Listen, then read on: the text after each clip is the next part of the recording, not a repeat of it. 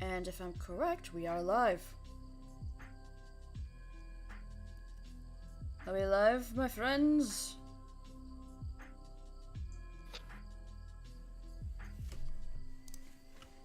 We are live. Are we live?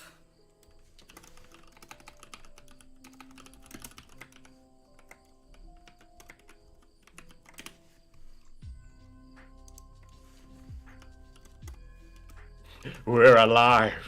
Alive!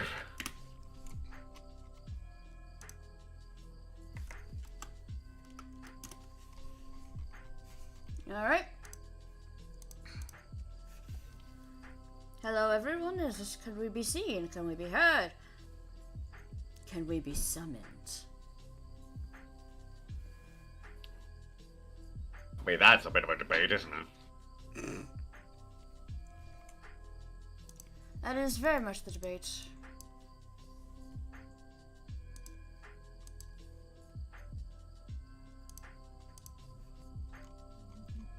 Alright. There we go.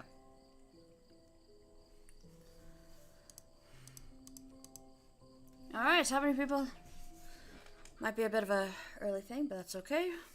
Let's be honest, plans were made, We're not used to starting a stream so early, and yet I have plans today, so therefore I had to start earlier than usual. Alright. Planning? What's that? It's that one thing that we do, sometimes. Yeah, it's a thing we try to do and fail horribly. Oh, is that why we barely upload on the channel? Yes! Accurate. Anyways, hello to anyone who has joined! Can we give some F's in the chat for fear? Spooky, scary skeletons. Send shivers down your spine. Actually, no, we are doing this wrong. We have yet to do a proper introduction. So, let's try this again, shall we? Hello, and hello. Good morning, good afternoon, and good evening to you, my dear little colorlings. And welcome to another stream, a world-building stream. Today, we shall develop and work upon the Festival of Fear.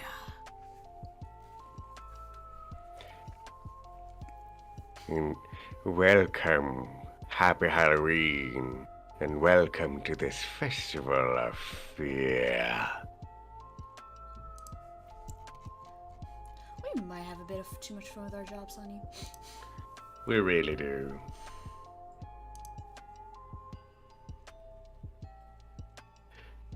It's almost like I like to do villains or something. Yeah, just possibly.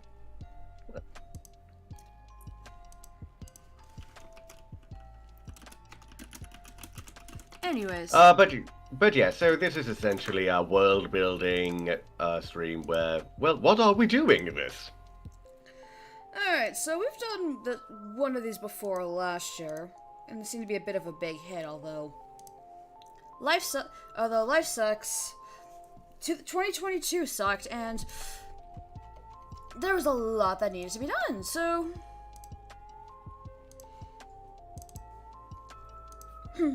so we're finally getting back into doing this, of where basically we build a holiday for one particular world of mine in the good old narrative.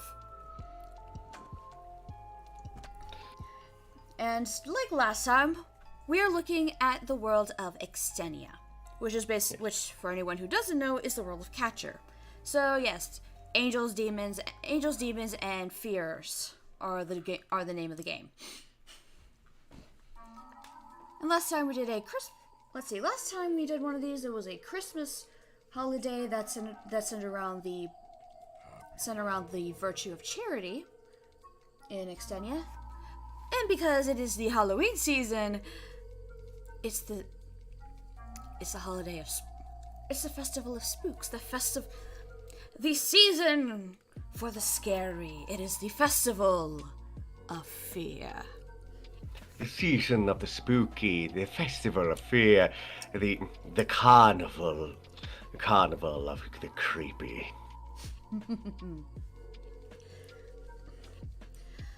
All right. Just because I know I talk about this world a lot, and I am curious. Show of hands, who here is not familiar with the world of Catcher? I know I talk about it a lot, but I always know it's always a possibility that there might be like one or two people who aren't aware of it. So, show of hands or just quick comments. How many people here are not familiar with the world of Catcher already, in some way, shape, or form? Are you asking them to put up their hands if they are familiar or if they're not familiar? They're not familiar.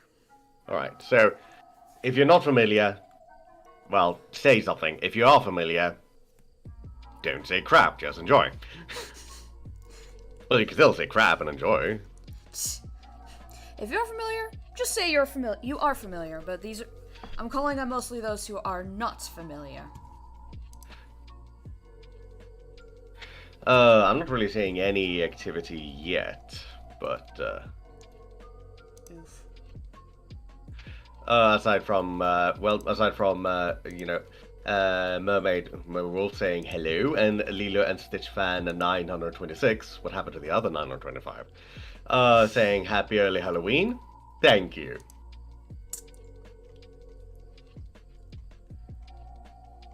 As for that, there's not really much in terms of comments, so we'll have to assume that that everyone here is familiar with it.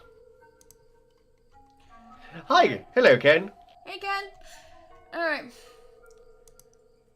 It's gonna be a case of everyone's familiar with it. Then I don't think I need to do too much in terms of explaining. I'm eating lunch. No, fair, valid. Yeah, that's fair. That's fair. You essentially, which was interesting. You ate lunch so ferociously that you even consumed the N in lunch, leaving you with just lunch. All right. So yeah, basically we're doing. So yeah,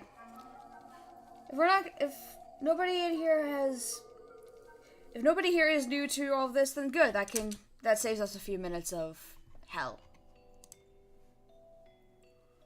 Now, speaking of hell, let's do this. Essentially, what we're doing in this is essentially like we did last time. We're just gonna spitball ideas, spitball them, and together create a holiday. Yeah. And because it's this Halloween season, we are going to be working on a very fitting holiday, and quite honestly, didn't even notice the misspelling. Good. Yeah. Very I miss, and because now you pointed out, I also have to point out you misspelled, ironically. Anyways, let's not get into a spelling grammar war, please. No, especially when I come empty-handed without a loaded gun. Anyway, let's continue. What? Okay. I'm talking that. I said something wrong, didn't I? Let's just move on. Yeah. All right. I was mostly speaking the fact that I screw up grammar a lot. You know this. Yes, I know. I'm no better half the time. Touché. But yeah.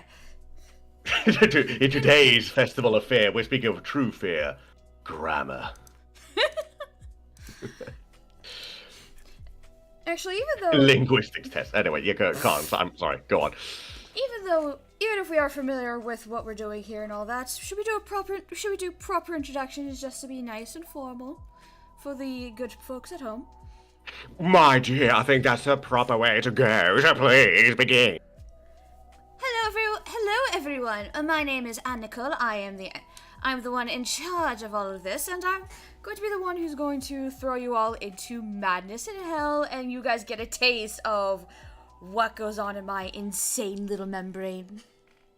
And of course, with me, I have How possibly lovely, Angelina. As for me, I am Albert Kreuger. I am a part of what is called Psy Gaming, and I will eventually upload shit if you are curious, and one day I will. We are working together in this. Oh, positively jolly. Positively jolly. Wonderful. Absolutely wonderful. You guys got it? You guys ready to see the crazy couple doing their crazy stuff again? If not, too bad. We're going anyway. So, well, you kind of don't have a choice, really. You kind of here you now, so. Yeah. Basically. Yeah. All right. Enough hostility aside. Let's just go for it. The Festival of Fear, like, firstly, okay, so since this is your stream, please begin. Alright, so we don't have to. So, very basic, very basic idea of where to start with this is the fact that the Festival of Fear is a dream demon. It's a dream demon holiday, and ooh, we've got a newbie. All right. Oh, we have a newbie. We have a new person in here. Hello, welcome. Welcome. So I'm. Welcome. Sorry, you go first. It's your stream. It's fine. Yes. Welcome, Droid Fanatic. I have to ask, because you have said this is your first stream. How familiar are you with anything related to any of KMS stuff? Like, specifically the world of Catcher. Yes. Even though you might be an artistic zealot, we do need to check this just so everyone is up to speed. So we can start saying things and people are not... And try to make sure people are like, oh, wait, hi. Yes. And as for your coffee, creepy question. As for your question, creepy coffee. Did I miss my? No, you have not missed anything. We were just about to begin, actually. Yeah, we're taking too long to actually get started. Exactly. Alright, so I'm seeing about 9 to 10 people in, so for those who are not familiar, because it seems we are getting some newbies in here, hooray. Catcher is an animated series that I am working on. That's fine, no, it's fine. Animated series I'm working on that basically centers around the conflict of angels and demons. There's also a third group of entities besides humans and the angels and demons, known as spheres or dream demons, if you want to get to some stuff, that are basically anomalies that are the fears in personified, I should say. And because today's the spooky season, we get to talk about fear. We're going to be talking about the dream demons a lot. Yes.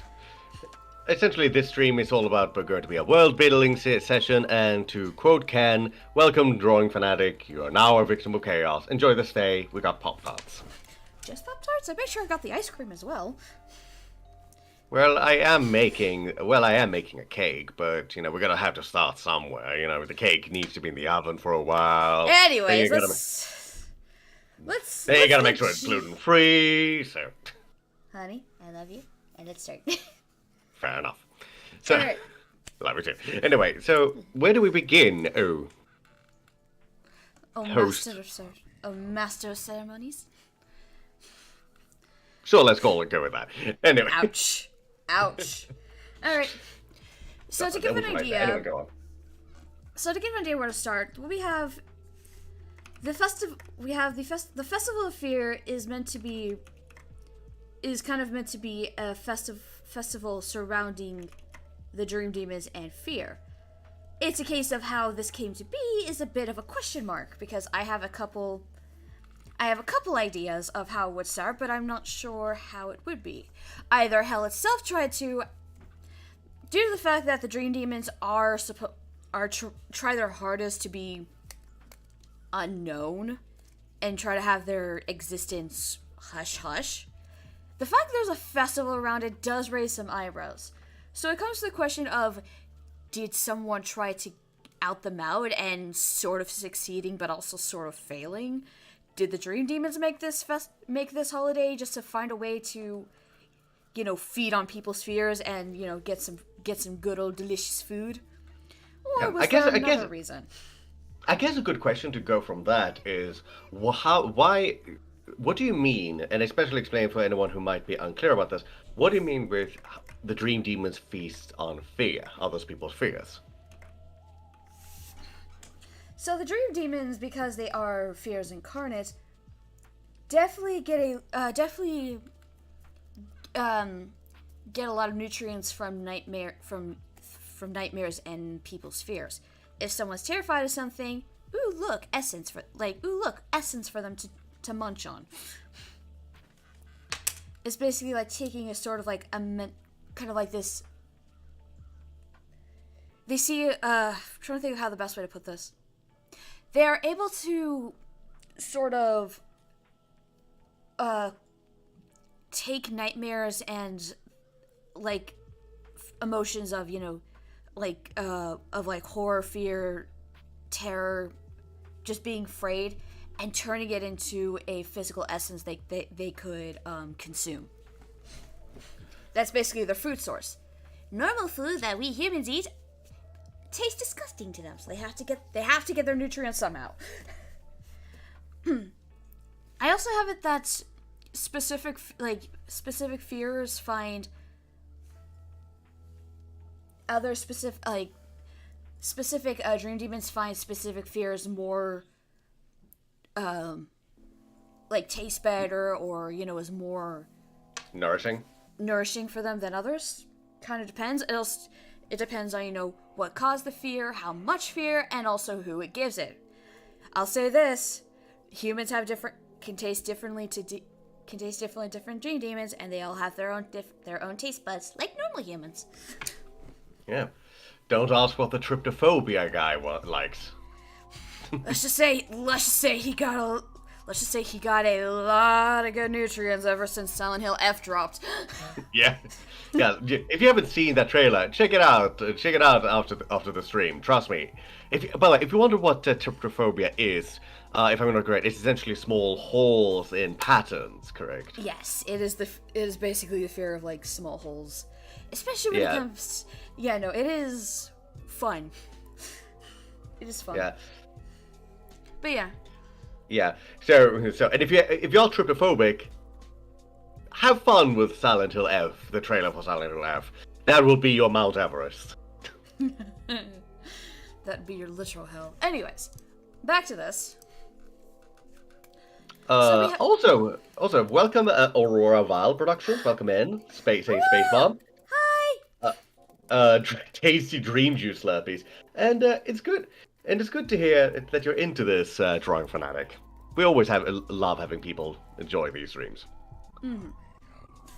So, to start, I would actually say, like, if you want me to just start by just throwing out. Yes, everyone is allowed to throw out. It could be, us two, or it could be anyone in chat. If you have an idea, throw it out. Let's see if it sticks. This is literally a case of all of us are working together, just throwing stuff at the wall, and let's see what sticks. Oh yeah. Like, here's the thing. Like, while Angie and I will primarily hold this conversation, Anne and I will hold the conversation primarily. You guys can throw in your own ideas, and we welcome it warm-heartedly. Because that by itself will just help us come with and think of other aspects we might not have thought of otherwise. Exactly. This is to help build the world and build it together. This is all like really just basic concepts to have fun with. Any sort of specifics or how this works with like stories or anything, I will figure out eventually. Whenever this comes around again. Mm-hmm. Yeah, like it could, like this is to help build the world for the future, and how it's developed, well, that remains to be seen. Mm. So, all right. Also, how are you both? Aurora Val Production asks. We're fine, I would say. We're doing pretty good. I've been up since 7 o'clock, which is very rare for me. So this is a trip. Yeah, she's off. She must have been too excited for this, you guys. Thanks for being here. As for the Lilo and Stitch fan, 926 Lilo and Stitch fan says, what is everyone going to be for Halloween? Depressed. Nothing. I did not have time to put a costume together. Oh well. Same here. I haven't made costumes in years, actually. The last time my costume was turned on years ago, but that's neither here nor there. We're talking world building. Let's try to keep it on track, gal. Yeah. To quote Ken, because you're making all the good quotes today, teens, throw the ideas like wet toilet paper at the wall, chat. Yes. Exactly. So Just throw them, or spaghetti at a fridge. Alright. I should also mention one thing with Dream Demons for those who are new. Very much a case of the Dream Demons have their own sort of structure. They have an emperor who goes by the name of Gresham Zidam. He is the big boy. He is fear itself. And there are plenty of others that help him run the kingdom, although he is the top cheese and also the one who he kind of goes on the principle of he's the ruler, therefore he should be the best servant he can be for the others. Of course. Also, I'm realizing that realizing just for the record, before we continue with the idea, talking about Gresham's origins and what kind of relation he might have with others, specific beings, you know who I'm talking about, Anne. Would that be considered spoilers for this? Yes. Okay, in that case, before I lose track myself, I'm just... Literally, the most basic I am getting with it is that, hey guys, Hell and Dream Demons don't get along. Hell Demons and Dream Demons don't get along because Hell sees Dream Demons as nothing more than fakes. That's a pretty good. Okay, if we're going there, then that's a good. Okay, then yeah. Essentially, imagine. I think that the best way one could compare it to is, if anything, you could probably compare it almost to I think you could compare it to a sort of a pure blood, half-blood community. Like you see things like some vampire stories, Harry Potter, and stuff like that. That is actually a very good way of putting it. We will go with that. Yeah, essentially there are those that are, considered we are pure demons, we are actual demons, you are some hacks that do not belong to us. There is far more to that story, of course, but that is spoiler territory, so yeah. Yeah, specifics we're not going to get into. Just know, Hell doesn't like Dream Demons, and Dream Demons doesn't like Hell Demons. There is very much a sort of mutual hatred. Yeah, so, firstly, alright, so what are you drawing right now? Are you drawing my Dreamcatcher? Yeah, I'm drawing a quick Dreamcatcher because the Dreamcatcher is a very prevalent thing with the Dream Demons. I wonder why. Yeah, I mean, it's not like the show itself is inspired by that name. It's not like the name literally is called Catcher for a reason. Nah, that would be weird. That would be weird. Yeah. Alright. Also, Coffee says, this gives me a mental image of Brew with a straw in his mouth, like, tastes like misery and toffee apples. I hate your Brew impression, honey. It's so bad. I know, it's terrible. I'm sorry, we don't have the Brew actor here, so. I know we don't. Yeah, Aurora, you're gonna be dressing as a witch, and, drawing fanatic, I'm not doing anything Halloween, but get a bag of Kit Kats. Good, enjoy those Kit Kats. Yes? Alright, let's try and keep it as much topic as possible, please. Fair enough. We've been going at this for 25 minutes and we've done nothing. We've done literally nothing. So, because I have plans today, I am gonna be like, all right, let's bring it back, please. I want to get some stuff done before I gotta go. That is fair. Yeah, I think that, okay, in that case, I would probably say that it should probably a holiday that was founded, because think about it. Think about the essence of Halloween, because let's be honest. Okay, hear me out, chat, and everyone. And you too. Of course, Anne as well, because, duh. But, of course, I'm listening. fear. I think that it's fair to say that during Halloween, a huge part of it, like I mean, the origin of Halloween is originally that we associate it with fear. You know, and spooky monsters and and all that stuff. But I mean, originally Hallows Eve is all about remembering the dead. It's all about remembering the dead, the saints, and all that. I mean, that's why it's called All Hallows Eve. Saints is the word means hallows. So, you know, it's time to remember the departed, and as people say, the dearly departed. And because of that, and so that's its origin. But since then, it's been evolving into going from just remembering the dead when our world and their world, the line between our two worlds is frail, and they may come over and steal our candy or some shit. I don't know. Anyway,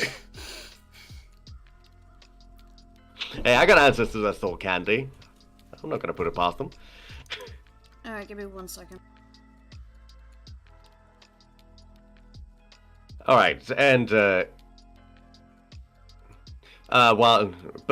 continue this topic, never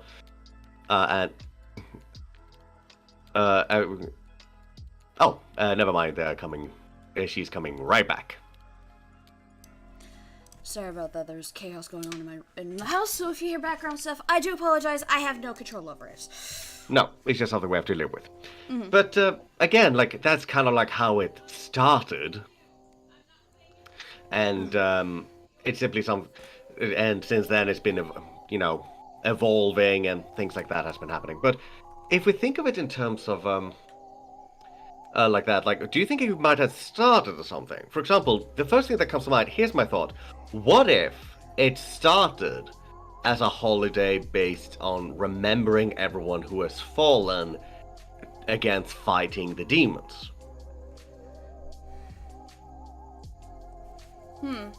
Like, if we take a real world inspiration, I mean, if we think of, like, in most cultures where this sort of day is, celebrated, whether it's Halloween or, whether it's the Halloween in most countries here, or, Day of the Dead, celebrated in, in Mexico. If I'm not incorrect, if I'm wrong, I'm so sorry. But essentially, all these cultures usually remember the dead and departed. So I'm thinking, what if in this world, how can that be applied here? Easy. Considering, while dream demons are considered, they are secret. We can say that. That is something we can say, correct? Which part? That dream demons are trying to keep themselves secret and hidden. Yeah, I said that. Yeah, I said that at the beginning. It's like just double checking. I'm also double checking. That's fair. No, that's fair. Yeah, all no. right. Considering a variety of reasons I will not get into here, they do try to keep their existence a secret to really put it simply, safety reasons. I'm not going to get into the specifics, but it very much a case of safety reasons. They want to keep their existence as much of a secret as possible, which is why the Festival of Fear is a very interesting holiday, because exactly. I don't think it would have started as, like a remembrance of the dead. If anything, that might be an entirely separate holiday, probably something similar to like a Memorial Day sort of thing. But really, it comes down to the case of what happened that would have caused that festival to start. Yeah. I mean, to be fair, also I'm reading what Ken is saying, which I was actually told it was to ward away malicious spirits that would destroy the crops. That could be it. I mean, I've only heard my version a long time ago, and that's the one that's in my head. I'm not an expert. If anyone here is an expert on this field, please weigh in. So, I would imagine the Festival of Fear would have started something as a way to ward them off, because the fact that not only does the humans have to worry about hell, but there's also this other unusual force that nobody is familiar with coming in. People will try to find ways to try to ward them off. And with the Festival of Fear kind of being like the sort of major one, be like, all right, nope. All right, nope. And that just makes sense. But if we think about it also, if I may, to continue my thought, is this whole thing of the Festival of Fear being this like, think about it in this case. If we whether we think of it in this aspect of, because also, as stated, the Dream Demons keeps himself, sealed away for the full reasons we're not going to go. But just from what we've said in the stream, humans are afraid of demons, and demons hate Dream Demons. Dream Demons literally have no side to stand in. There's a reason why I say there's 4 sides, and there's 3 sides in this world: heaven, hell, and dream, and fear. Pretty much. I guess technically you could call that purgatory. The thing is, for some people, that is legitimately purgatory. It actually works pretty damn well. Hi, looking at some of the main characters of Catcher. Yeah, I know exactly what you mean. And also considering, what Dante's Purgatory is, how that is structured too. And considering Catcher and how that developed. Yeah, that definitely works.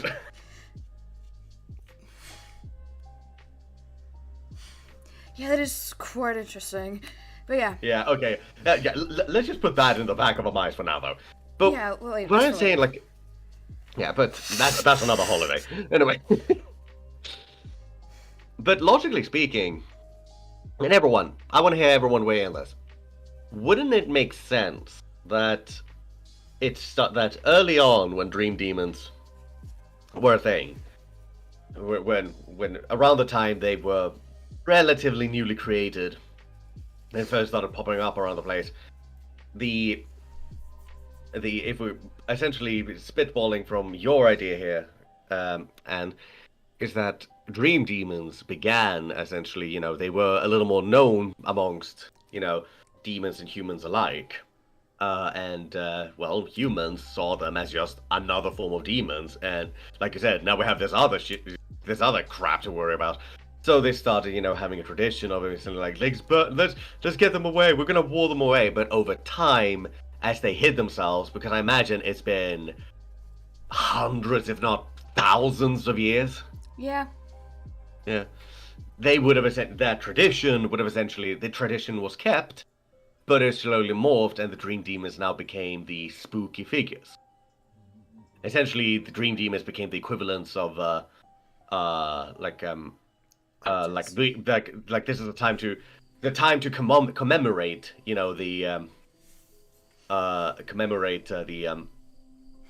the fallen heroes of our past, and to ward off the evil Dream Demons. Became a time where people still commemorate them, but now the Dream Demons were now the equivalents of Frankenstein's monster and Dracula. These fictional characters that are classic staples of a holiday.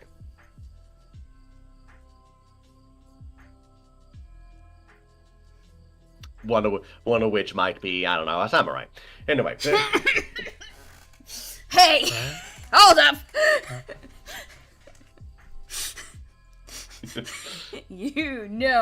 No, we are not getting into that. We are not getting into that. No, that's just my little tease there, but I'm not. But I am gonna say nothing else. That is when I finally get to actually working on it. Anyways. Yeah. Alright. Also, yeah. Also,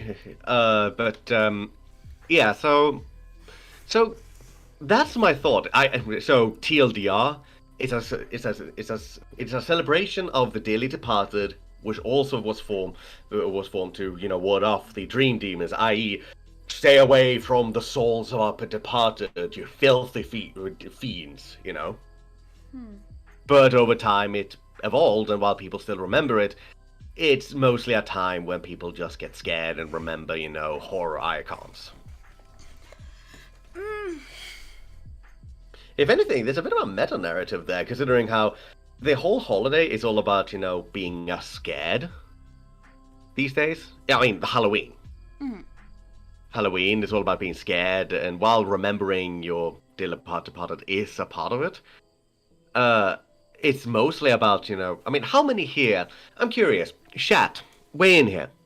How many here, when you think Halloween, think, while you may think of your dearly departed, depending on, your own family lives and cultures and all that stuff, how many almost instinctively think monsters and spookiness? This is a time to just load up on candy and have monsters, crawl around every corner of the world.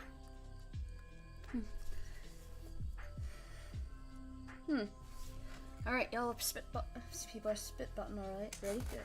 Yeah, alright, also, let's read some of them. More Alright. prominent amongst kids during the festival since even as an adult because one recently got a tear after sleeping with it. They're associated with scaring away nightmares. Alright, it would make sense as a way to honor those who passed, but also see it being a way for the dreamers to return to the mortal realm, at least for a night. Explain that, please. The thing with that, Aurora, dream demons can easily just go into the waking world no matter what, considering that and this is kind of a problem with the idea of, warding away the evil dream demons, is because the dream demons are very human-like. It kind of would be like, while some would probably be seen like, classic monster, more of a classic monsters like we see like, Frankenstein's monster, Dracula, werewolf, that sort of stuff. Dream demons kind of are meant to be a lot more humanoid, and then they're just situations around them could make them a little less humanoid, and we'll get to that at some later point, but not here. This is not the time for that. Yeah, it's not time for that, but...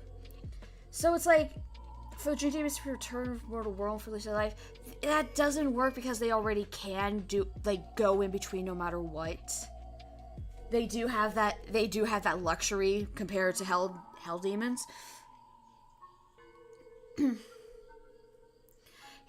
So not a bad idea. So yeah, it's not necessarily a bad idea, but there are things about it that just don't work, and that's why I'm not thinking of the starting as a holiday to honor the dead works near the same well, because dream demons aren't necessarily undead. They're not undead. No, if anything, I think that you could rather compare them, and this is just from when I first came into this world, Angie. You could almost compare it more to, say, vampires, actually. Like emotional-based vampires. I do joke that they're basically just nightmare vampires, but the best way in some regards as well is, yeah, there are some vampire aspects to them, but there's also a lot of fae aspects to them. Yeah, they're less undead and more like fae. Oh yeah, 100%. Like creepy fae. Yeah, if you try to simplify them as vampires, then you are missing the point. It's a good starting point, but then you're gonna have to rework your definition of vampire. They're spooky faes with some vampire qualities.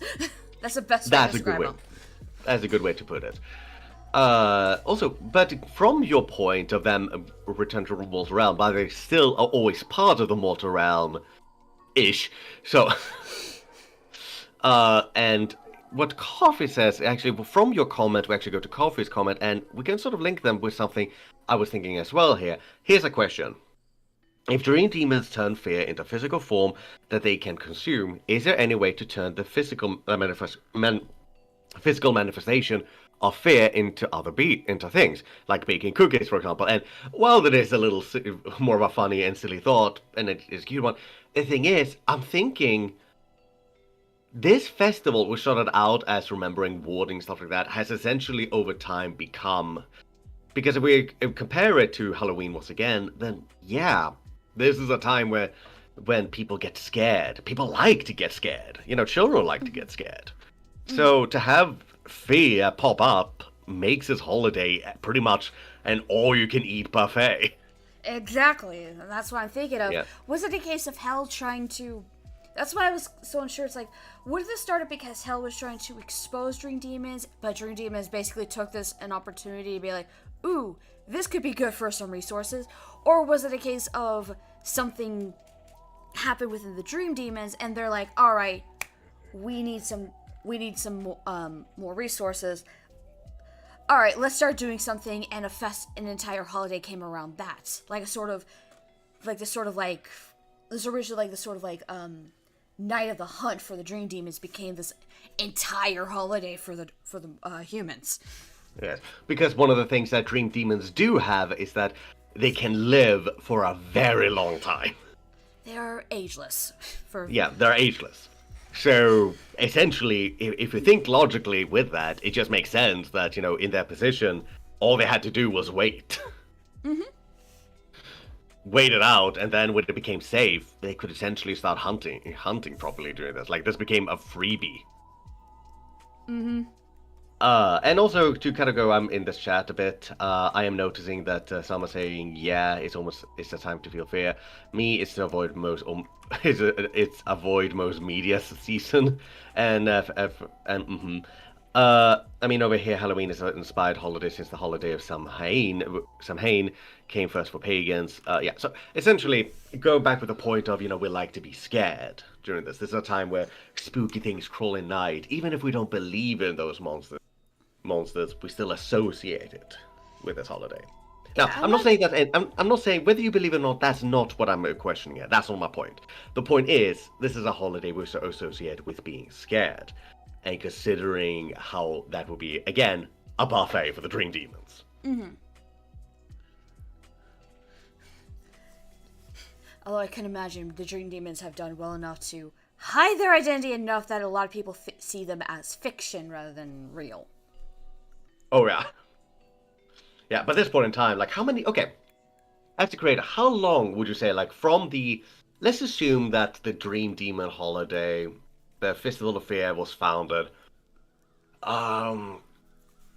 Maybe a year?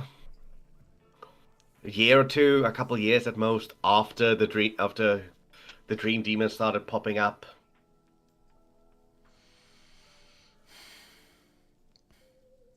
Yeah, at most 10 years. How long would you say it's been since that day? Since that time? If we go with present time in the Catcher universe.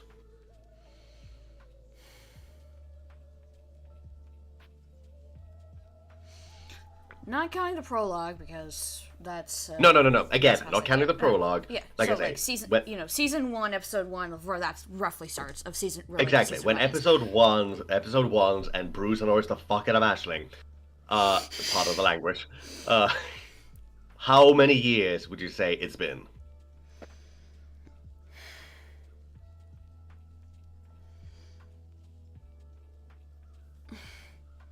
A very rough estimate, you're looking at about 12 to 1,500 years.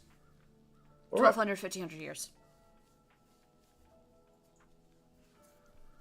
Yeah, and considering that this is a world where everything is embroiled in a demonic war, and let's be honest, civilizations has been formed around it.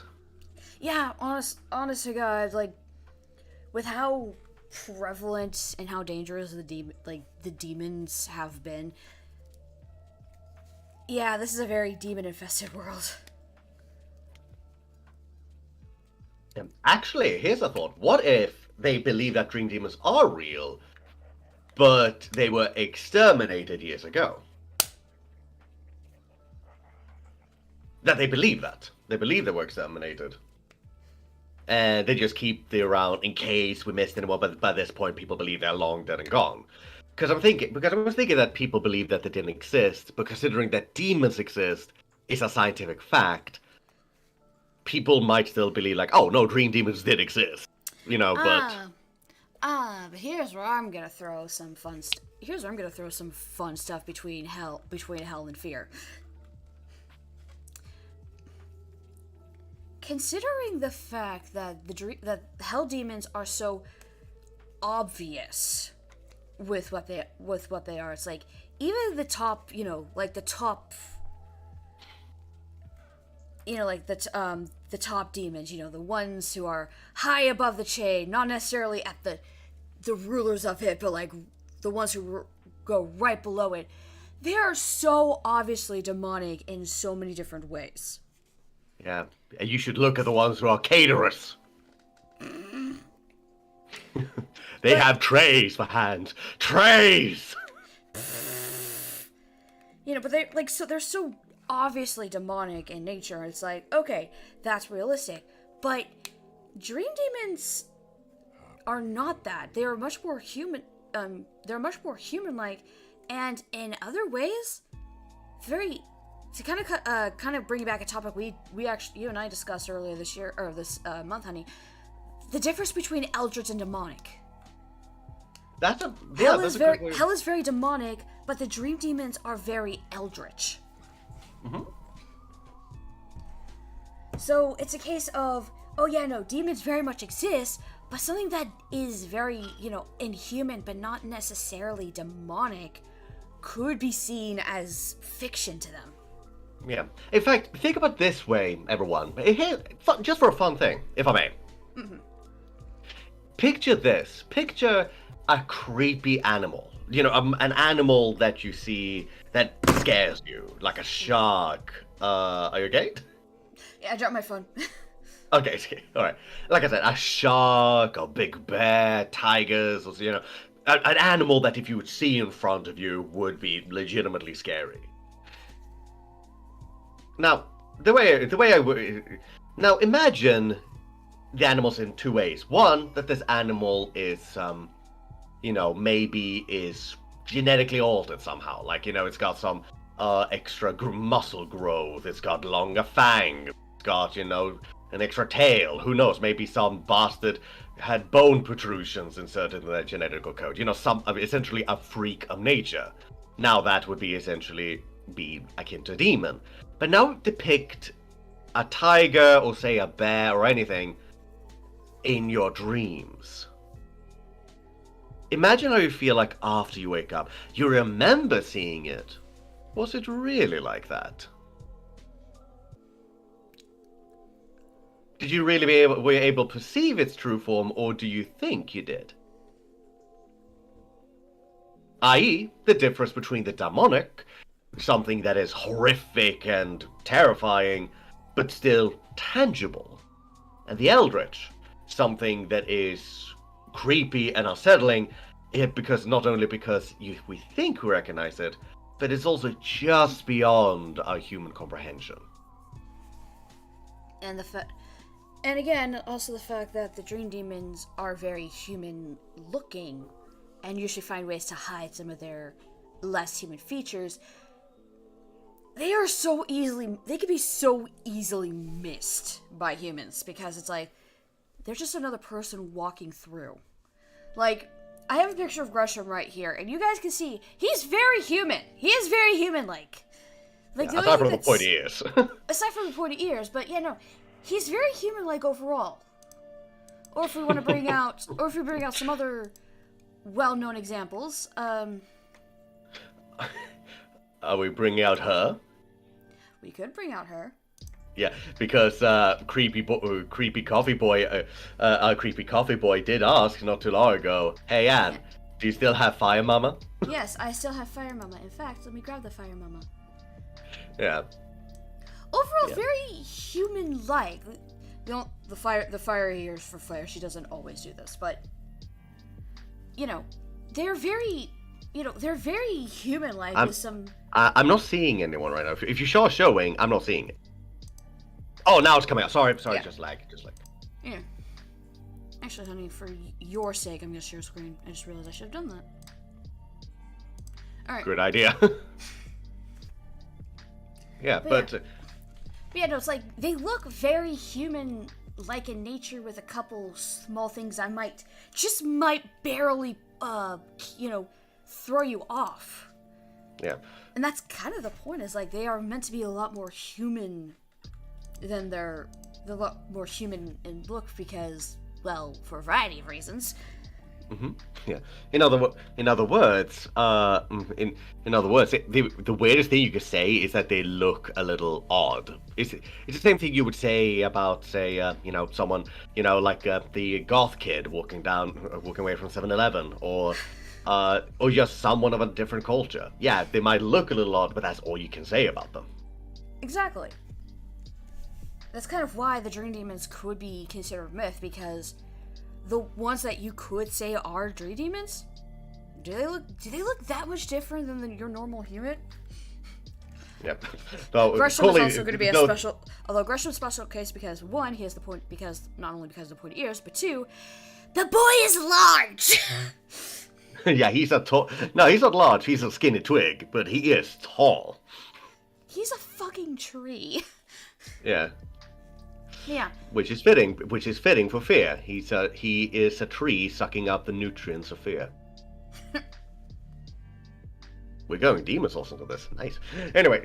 Yeah, that's what you did. Anyways, but yeah. Yeah, also, but if you just bring up Brew again, because I think Brew is the best example of this. Yeah, he's got a very specific design, but look at this guy and say that he is a demon in comparison to something like we would consider traditional demons. Mm-hmm. Yeah, it's a good point. And also, I'm seeing aside from, I'm seeing some things in comments, for example, like Ken saying the ability of comprehension is the single difference between demonic and eldritch. That's a very good example. That's a very good definition of it. And that's a very good way of putting it, yeah. Exactly. It's a comprehension, because you can comprehend when something is a demon of this world, but you cannot necessarily do that with dream demons, because their nature is essentially the things that's a mess with your mind. Which is why how they're caught in Catcher is all that intriguing and all the stress-inducing for them. Exactly. But here comes an interesting question. I think it's a good question too, from Coffee. Do dream demons themselves ever need sleep? No, and if they try, that is a very bad idea. Yeah. Essentially, they are channeling all of insomnia. Shut the fuck up. It was right there, honey. It was right there. I hate you. Anyways. No, you don't. No, I don't. Anyways. So yeah, getting onto it, And I have no regrets. Anyway, but I think that at its core, I guess before we continue with us the minutia, is that what we're doing with this holiday? More or less, yeah.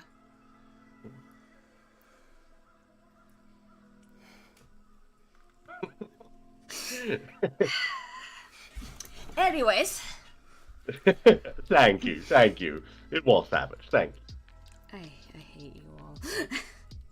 No, really. you don't. No, I don't. No, you don't. And that's what you hate. You hate the fact that you don't hate us all. You hate the fact that you love us. No, because no, not necessarily. No. I'm saying that jokingly, of course. Yeah, jokingly, yes. I will say that jokingly, but of course. Seriously, but yeah. Anyway. This is great. Yeah, alright. But anyway, let's continue. So at its heart, it's just started by... So the question is, was it started by hell or dream demons? Neither. It was started by humans. And then it might have been modified by dream demons later down the lines.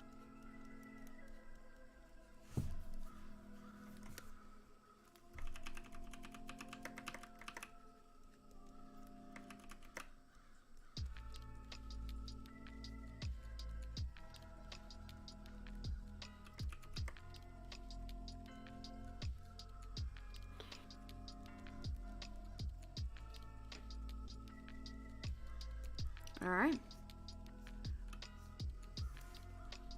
Yeah, so it was modified, and again, it's a night for food for the dream team. If there's a holiday of fear, then yeah, it is going to be affected. Mm-hmm.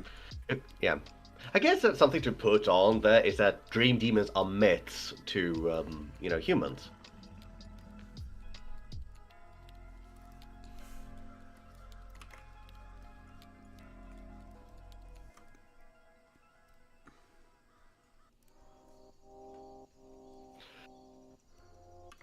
I can spell.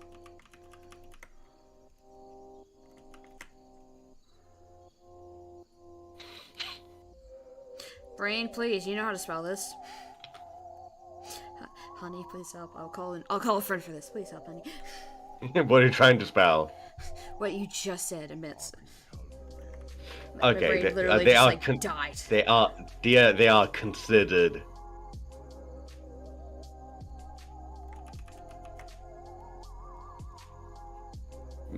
Oh, you tried to use the. They're mistaken for myths.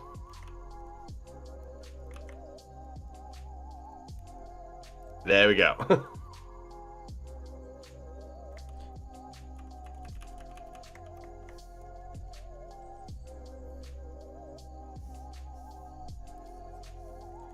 should have considered one better. Anyways. Keep talking. Right. Keep throwing stuff while I try and fix this. Alright, so now we at least have the origin for it, and Festival of Fear makes sense, you know. Dream demons are associated with, you know, fears. Festival of Fear. Pretty self-explanatory.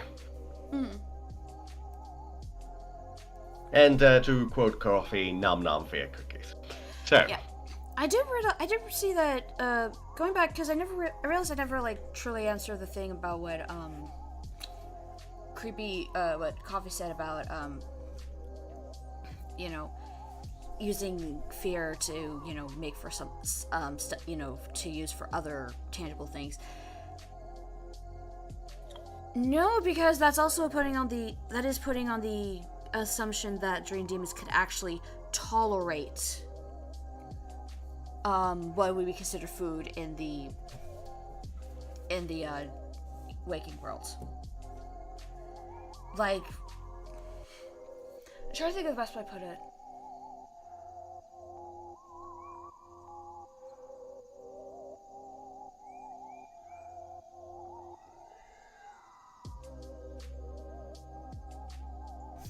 I'm trying to think of the best way to put it.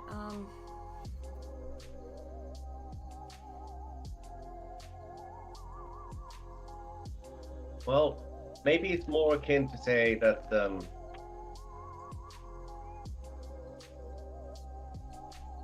mean, let's be honest, the whole existence, the reason why it is easy to associate them with undead and fae is because they do not feed on regular physical sustenance as you or I would.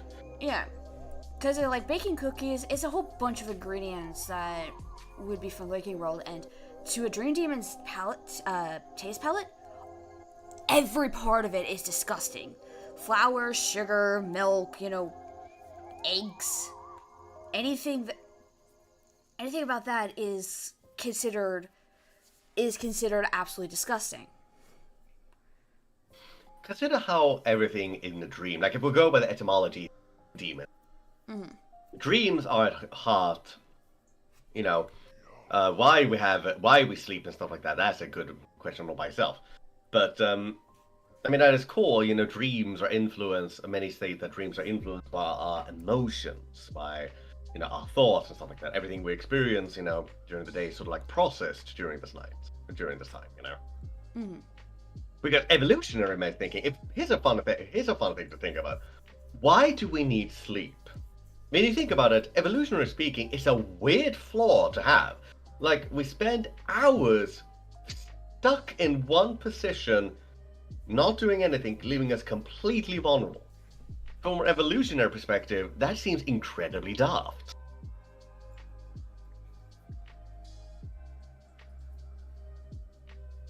So, there's got to be something, and there are so many scientists who do argue that the reason we do sleep is to process all the stimuli and information gathered over a day. Dreams is what we do, our emotions, including our fears. We're talking about something psychological and not really something physical. That's why you're trying to combine the physical with the psychological, the metaphysical. It's a paradox that cannot be done. Try to make a cookie out of your love.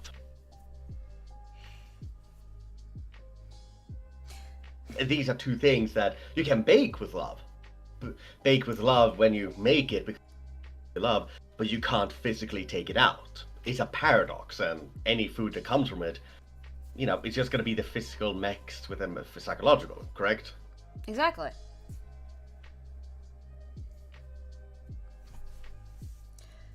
With that said, I'm pretty sure there would be foods for the humans to eat that are based off of these. Good question would be is a case of what would be some good. Ooh, no, I just had an idea. You mean that we humans would eat? Yeah, humans would eat based off of for this festival. All right, everyone, please go at it. What do you think some nice season-appropriate food would be during this kind of holiday? Let's just have a brain. Let's just spitball ideas, everyone. Because I just had ideas for possible cookie shapes. Ooh, what cookie shape are you thinking?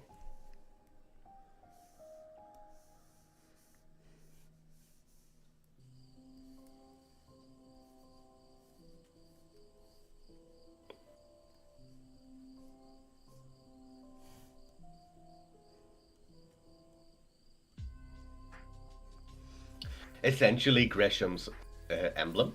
Yep. Oh.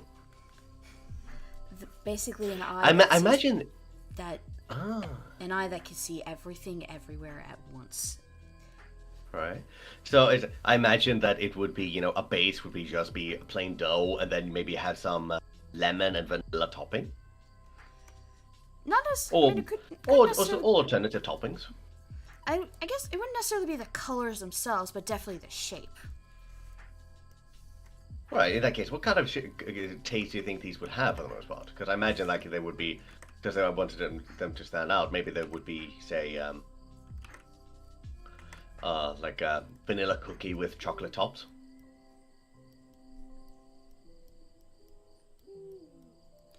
Sort of sweet and sour kind of cookie.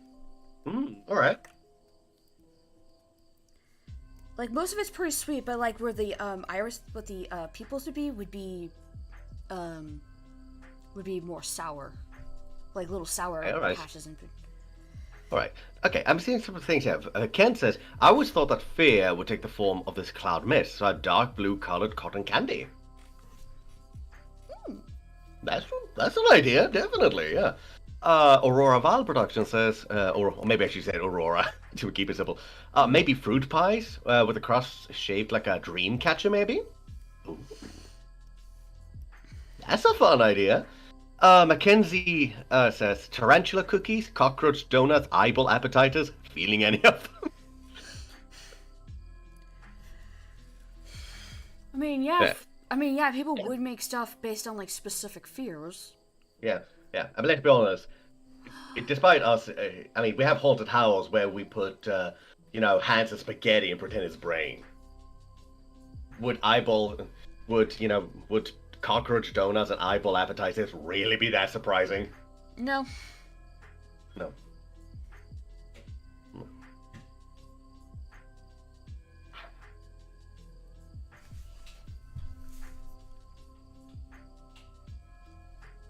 Oh, are you making a pie?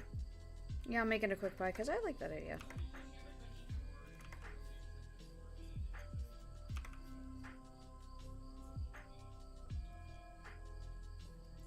Alright, with a little...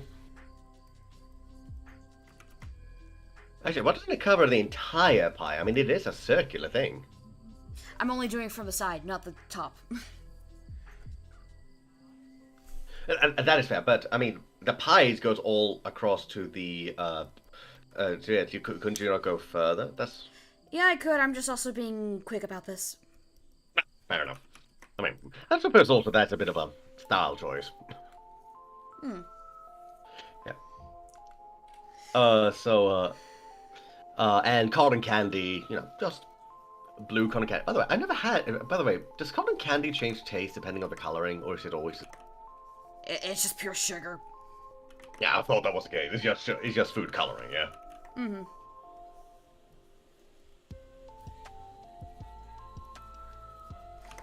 Because I'm just feeling like it just dark blue cotton candy. Alright, yeah. Sounds good. Alright, it says here, also, Coffee said, I was going to say something, but there are children present. I DM if you want to know what it was. And? First. Alright, DM me coffee and I'll take a look at it. But But perhaps peach platter catchers? A peach kind of pie with a catcher lattice? Mackenzie, it's not a KMS stream without technical difficulties. We're having technical difficulties? wait, there was technical difficulties? Did the stream lag a bit? Is the stream like, hello? Just checking? 1, 2? Is everything working? Because I've been sure all the technical difficulties was taken care of beforehand. Yeah, like, is everything okay? I'm not seeing anything whenever I look. Like, I'm not looking primarily at the stream. I'm kind of going back and forth, but has there been technical difficulties, guys?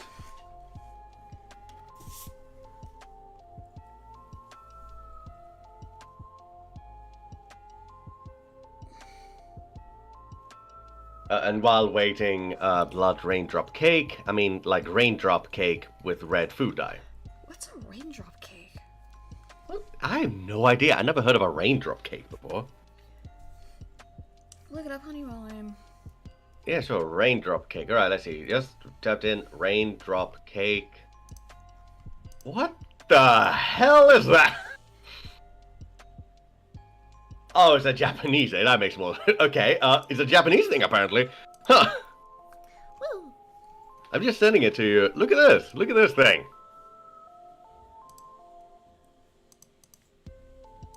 It says it's a raindrop cake is a dessert made of water and agar that is supposed to resemble a raindrop. It first became popular in Japan in 2014 and later gained international attention. So this is a relatively new thing. Yes! Cool. That's real cool. Alright, let's see it here. It's lagging a lot. I'm hoping that's just on my end. I think it might be on your end, but... Might be on your end, Ken. Like, if... Don't die, I need you. It's fine.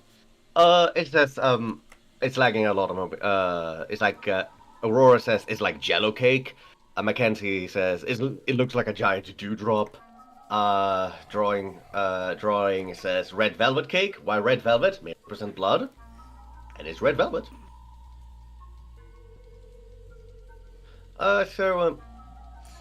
Yeah, okay, so... raindrop cake that could, Yeah, and we looked at a picture. That just looked awesome. And the coffee sent over. Yeah, I did see that. I did see it. Okay, could I also see it? Yeah. Coffee, send it over to Kreuger while you're at it. Yes. Yeah. So, raindrop cake. All right. That actually would make sense, especially if it started in Japan. It makes sense for the emperor. Yeah. Because as you can see, there, in case you might have noticed, there's a slight, Japanese inspiration to the guy. So, just light. I do like the idea of like a raindrop cake or something similar for it, because that makes sense with a variety of reasons. Oh, yeah.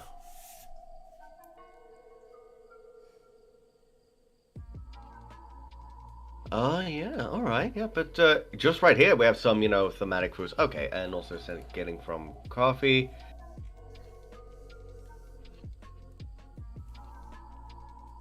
Ah, I see what you mean. Yeah. I will just say this. While that is inappropriate to say out loud, might be, you get points, coffee, you get points for that. Alright, so anyway, the is there any other food that we should do? Like something that is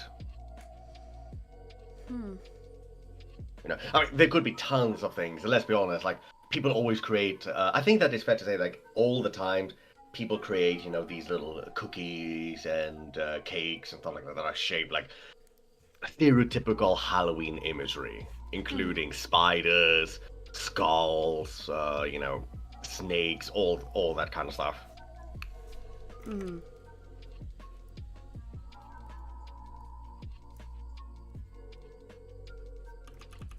Yeah, so I think in that regard, that would be pretty similar. I suppose one thing to ask this: what would be a popular drink during this time? Would there be any special drink during this time, or would you just have say regular cider or stuff like that?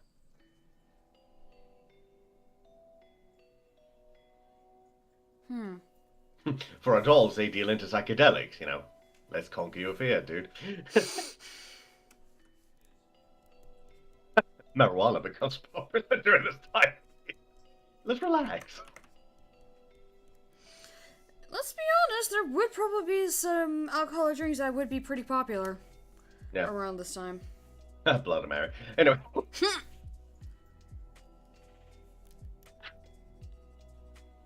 Have 3 drinks on your own risk. At your own risk. Anyway.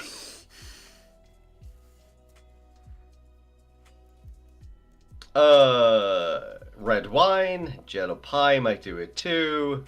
Catch your scones. An apple plum blend. The clouded drink. You guys are getting some pretty good ideas with the drinks. Apple plum blend.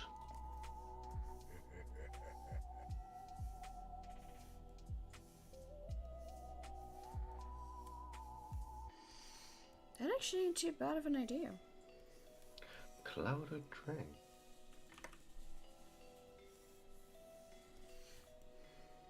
Like those drinks that bubble over. That always bubbling. I don't know what. Is it because of the cold, the sheer cold that they usually foam over like that, and it looks like they are smoking. You know what I'm talking about? Mm-hmm.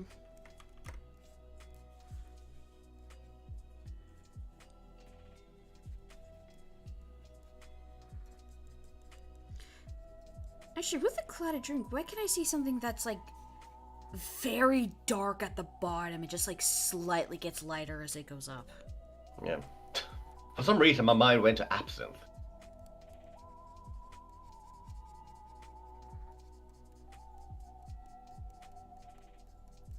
I mean, yeah, that's definitely one. Huh. Coffee just said, okay, Ken says again, essentially a blend of apples and plums, and coffee, drawing says fruit punch for the kids. Also, we have Gojira fan here. Hello. But Coffee also said, cocktail called Insomnia has a base of rum, but a plum or apple taste, maybe?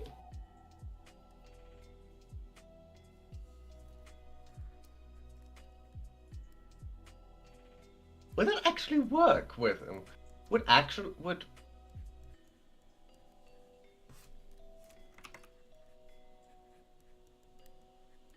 Hmm. Hmm.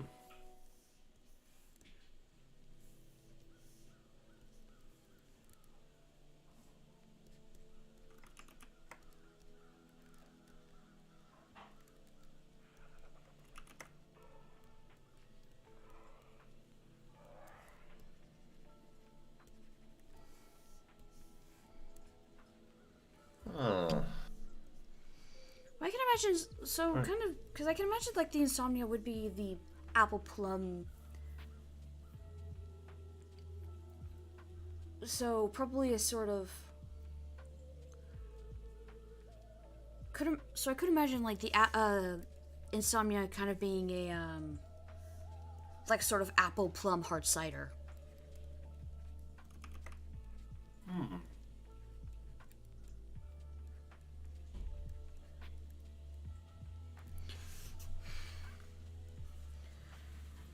Actually, I'm thinking. Maybe the drink for that is an idea, but I'm also wondering if maybe have the name Insomnia because I mean, what would help him with this? Would apple and plum and hot cider, i.e. rum, would that help wake up a person more?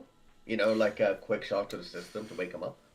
Well, Coffee says here that he's had club run before. It's rather nice, smooth, but it kicks your arse after. It's like, okay, so it's basically a case of it has a good kick when after you swallow. So yeah, that could probably wake someone up. Yeah, because otherwise I was thinking mint, because mint helps wake you up a lot. So There probably would be some mint-related drinks. Mint is. Oh no, that's actually giving me something as well. There wouldn't mint and chocolate be popular things because chocolate to kind of help calm down, and mint to help keep you awake. Mint, yeah, mint chocolate would. That's perfect, actually. Yeah. Let's write down somewhere. Mint chocolate.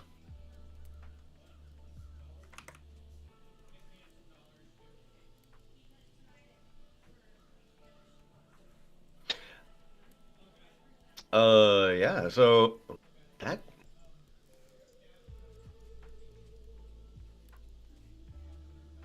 Yeah. Yeah.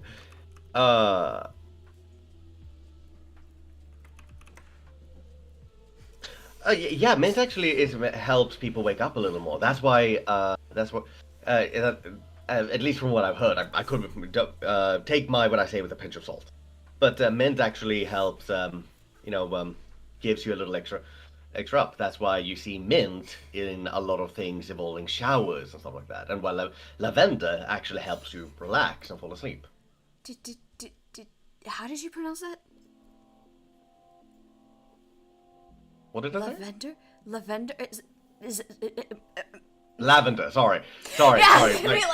My Swedish came in there for a minute. Yeah, that's why I'm like, honey, sweetie, darling, love of my life. Yeah. Yeah. Wait. Mint wakes people up. Yeah. Okay. Mint wakes people up. I thought it just settles stomachs.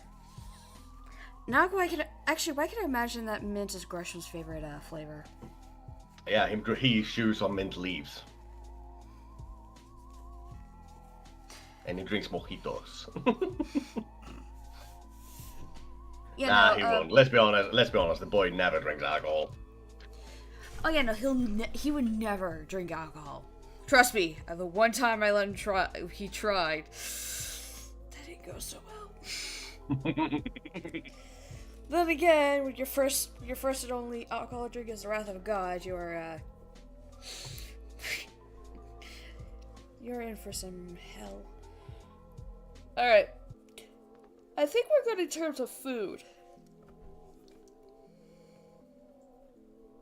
Yeah. I think we're good in terms of food. Probably give it... Yeah. Probably think of... like maybe another basic idea or two, and then we can go into the second page where we could probably go into some lores and stories and all that fun stuff. Yeah, and traditions. Lore, history, and traditions. All right, so with more one or more two. You mean food items, correct? No, like just general idea, like anything else about this like festival that would be the general thing, because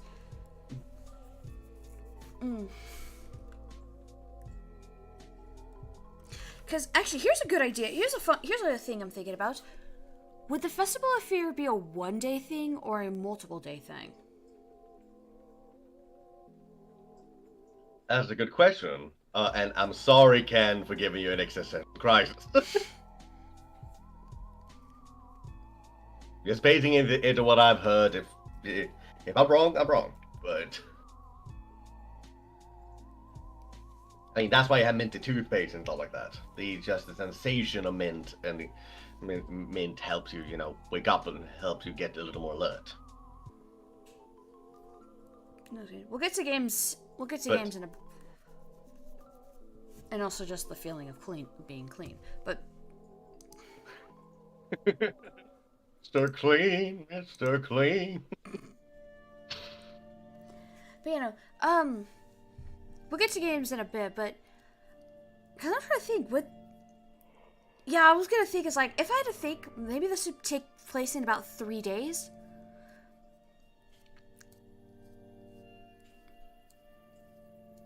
That would make sense. One day to begin the festivities, the second day to hide them, and the third day to hangover. I could imagine that it'd be a day, you know, that one day would be, the sort of the preparations, the preparing of the war, preparation of the ward. The second day is the actual celebration where either people, try to push away the fear or indulge in it for the sake, kind of thing. And the third day is sort of like this day of recovery.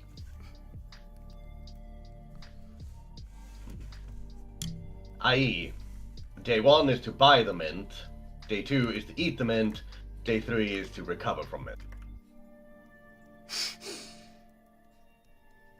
That's one way to put it. Sorry, this whole mint thing is just becoming a bit of a meme now. Anyway. But no, seriously, yeah. Actually, genuine question. If we think of it, say, like, I mean, even then, the first day is usually, if we apply that to the real world for a moment, like, say, for say, I mean, if we compare it to other holidays, most holidays usually have things during the first day and then continue them during the second. Third day is always for recovery and just, relaxation. But, I mean, Easter has it, Christmas has that.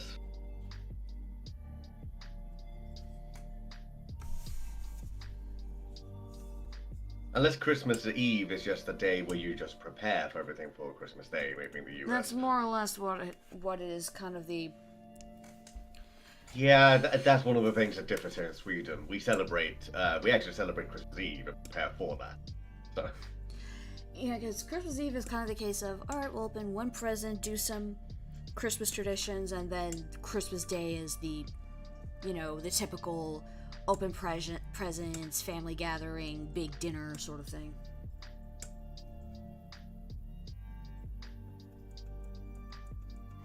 Yeah, that makes sense. That genuinely makes sense.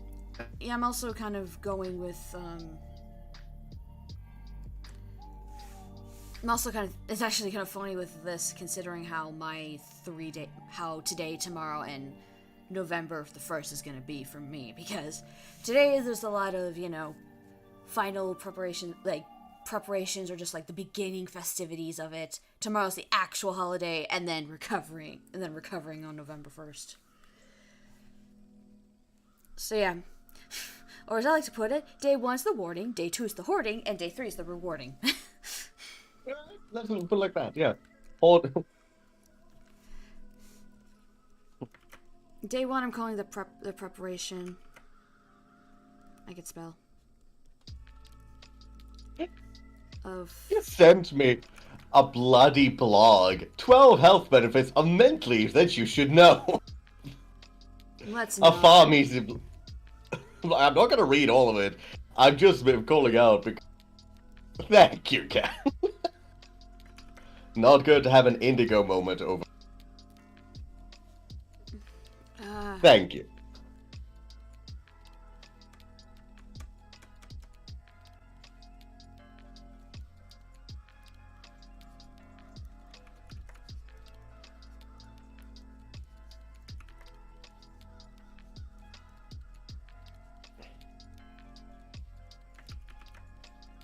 I imagine that a lot of festivals, a lot of, people would especially attend, like if, how we have, stalls and stuff like that during Halloween and stuff. Mm-hmm. I imagine that day 1 is when day 1 and 2 are the ones were most active. Even more so during day 2, I would say. Considering that during day 1 people are preparing, and during day 2 people would actually spend time with the family. I imagine that over day 1 it's quite common. Day 2, it might actually be common for people to just visit the graves of past family members, or maybe just day 1 if that. I could probably see that being more of a day 1 thing, because the day 1 would be the calm before the storm, as it were. Yeah. This is the time where it's like, it might be like there would be some buzz going around, but it probably isn't like fully active. You know, some people are still trying to relax or, you know, get prepared for it. Some people try to get it done before, you know, some of the bigger stuff done before, so they're not overwhelmed during the actual festival. You know, for one reason or another, it's a case of let's, you know, do the small things now, and then the big festival day on day 2. And then day 3 is like a little bit of lingering, but everyone's kind of just recovering after the chaos of the day before. Yeah, every child in the world in Extenia is undergoing sugar withdrawal. Basically. And also a case of for those who actually do become, well, what's the best way to put, I don't want to say this. Who are targeted by the dream demons, they would need a day to recover after losing some of that fear, because especially if losing fear is actually very draining in many ways. So it's a case of, hey, I got targeted by the dream demons. Cool, they got food. Now I feel kind of half dead.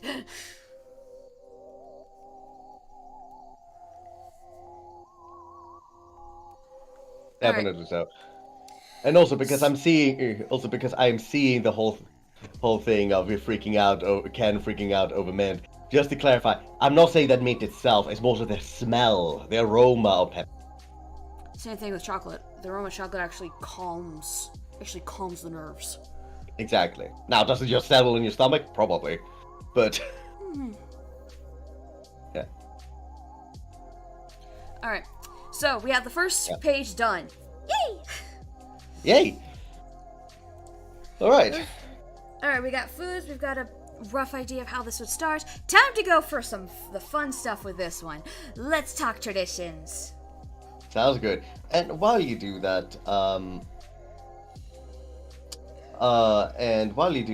get a new page. I'm just gonna grab some. I'm just gonna refill my water. You didn't do that before, honey. It was full before. Oh, okay. Go ahead. Yep. Continue. All right. We're right back. So while he does that, let's continue this conversation.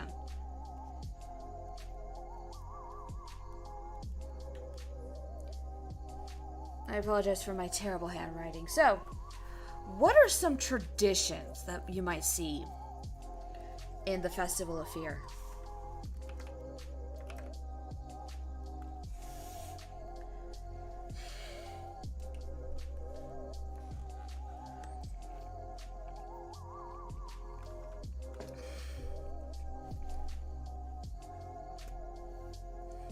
Yeah, he did just chug. Anyways.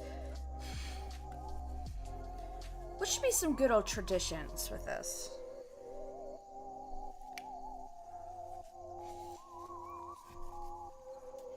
Shadow puppets. Ooh. That could very much be an idea. Especially considering a favorite pastime with the Festival of Fear would be, you know, the stories that come from the different types of fears that are out there and entities that surround it. We'll get to those eventually, but no.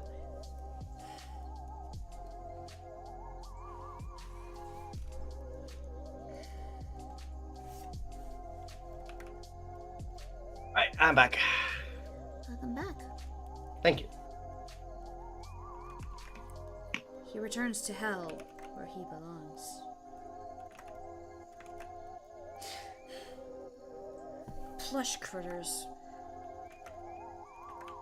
I see shadow puppet stories and plush critters. Yeah. Plush critters. I can actually kind of see plushies kind of actually being a famous, like a more popular kid thing.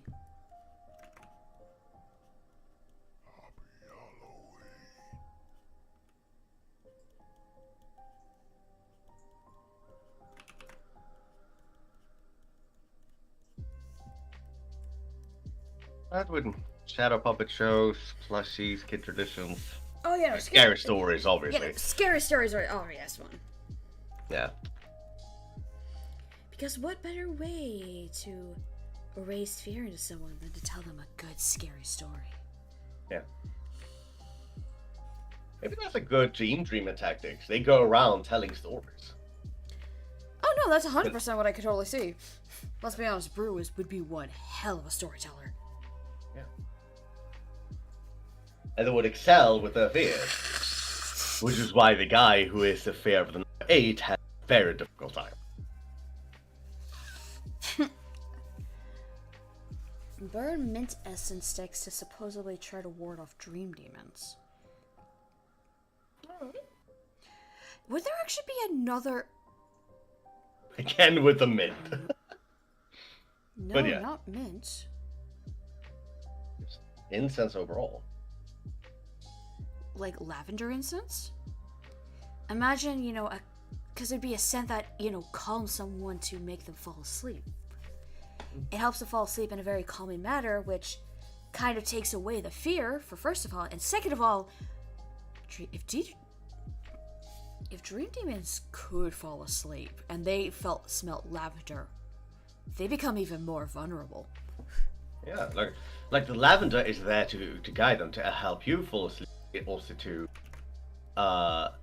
but also to make them fall asleep. They wouldn't want to risk it. Exactly.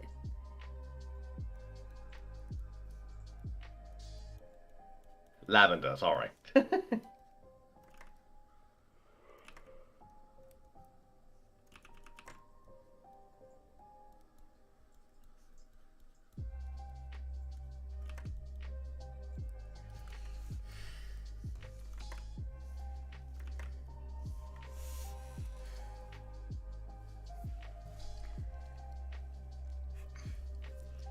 Like, mint is good for a human to consume because it helps them stay awake. Lavender is good to use against them because it makes them more vulnerable. Exactly. So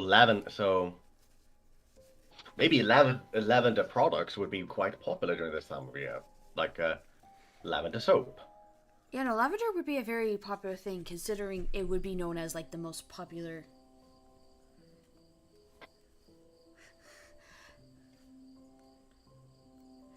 Which, actually, now the more I'm thinking about it, is downright hilarious. What is the Emperor's main color scheme? Yeah, that is actually pretty damn erotic.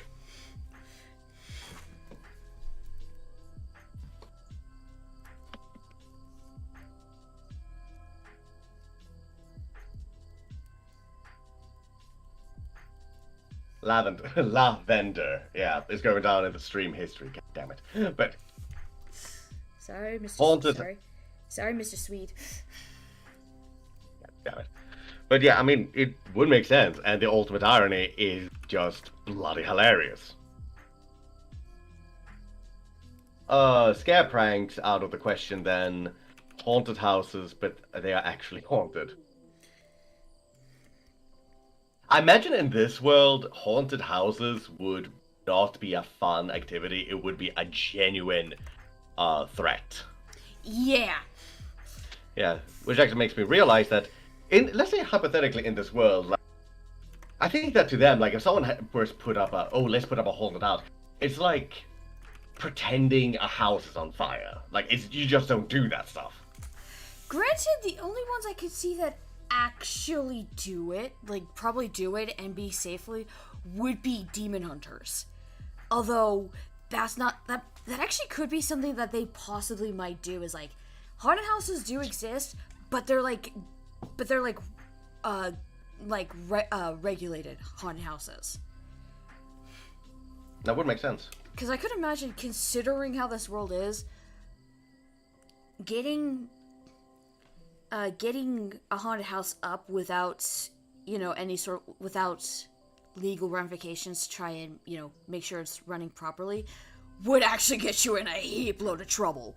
Yeah, I think a good comparison is, without using my fire analogy, is like trying to put up, a fire show without permit. Exactly. Yeah, or using fireworks without permit. Speaking of which, if you are not legally permitted to use fireworks, cases don't. I think that law varies depending on where you live. So, don't screw around with fireworks. It actually causes a lot of fires. Don't screw with that shit. Alright, so...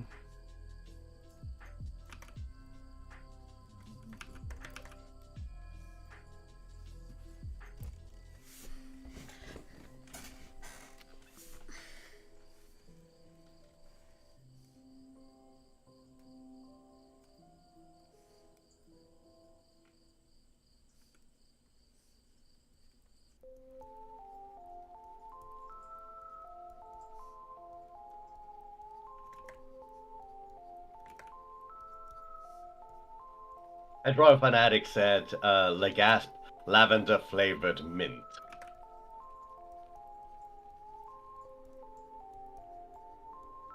And yeah, there's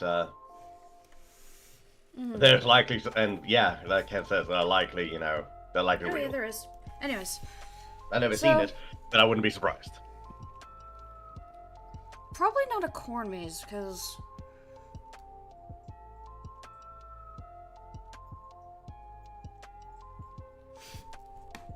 Considering that by this time, farms and crops are kind of more rare, considering the rise of demon attacks. Yeah. A corn maze is even worse. Is kind of more dangerous than haunted houses.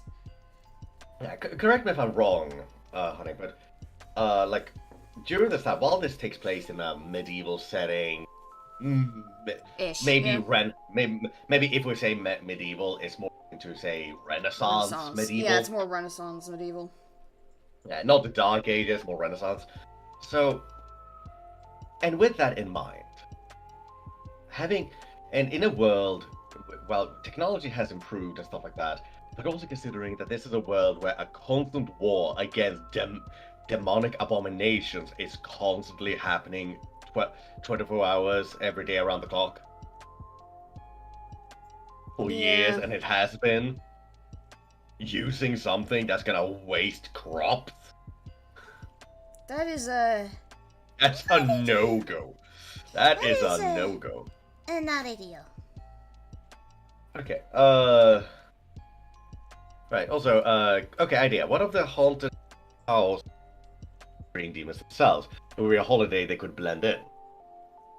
I very much doubt, again, because they would be legally run by demon hunters. Green demons would not disguise and stuff like that. That would be an extremely dangerous thing to do. Yeah, there is possibly like similar events, like horror events that could be run by dream demons, but not houses, because again, that is a lot. It's basically a case of, I can imagine they could put on like horror shows, but not full on haunted houses. Yeah, yeah.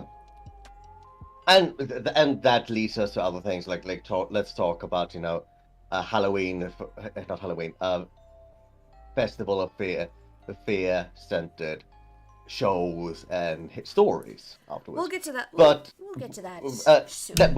We'll get to that in a minute. And I just got a bit lightheaded. I just need a moment to lay down a bit. So I'm fine. I'm just gonna lay down here in the chair.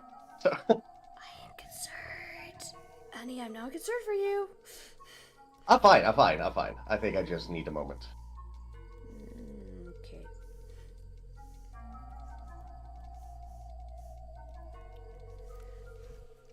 But overall,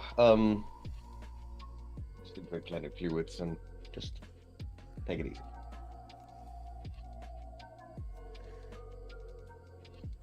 All right. Yeah. So with this particular holiday, is there any other fun activity that would be special to this kind of thing? I'm trying to think of there'd be, because arts and crafts are kind of a thing when it comes to holidays. What sort of crafting would there be? Because I don't think jack-o'-lanterns would be such a thing in this world. But what would be So what would be the equivalent of a jack-o'-lantern? Mm-hmm. The dream catcher. There's many reasons why I'm debating on that. If anything, Dreamcatcher related stuff is a bit of a Again, considering how hush hush it is, I would expect that there wouldn't be too many things that would be Dreamcatcher related with it. Although that does bring me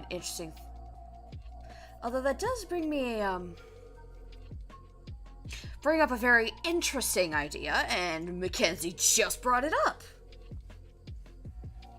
What about masks? Yeah, actually, masks would be... that is ultimately ironic for many reasons. To be fair... No! Yes! No! Because... There would... No! No, it makes a lot of sense. It makes a lot of sense in another way. It makes sense in many ways. But at the same time, honey... It wouldn't have the same... It wouldn't have the same specifics compared to another world where masks are a prevalent thing. It would have a bit of a different thing, although, let's be honest.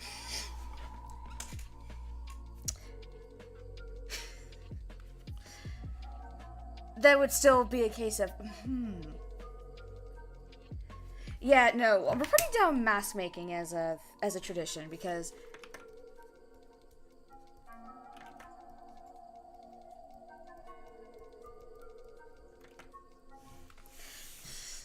yes, the mask has so many ironies in our work. It works. If you know, you know. If you don't worry. You will know. I would say that they have mask making, but they never wear them. Because, as you remember, honey, mask making is one thing. Wielding them, we've discussed before, and I'm not going to say it here because that is very much spoiler territory, but we both know what kind of thing and connotation that brings. That is true!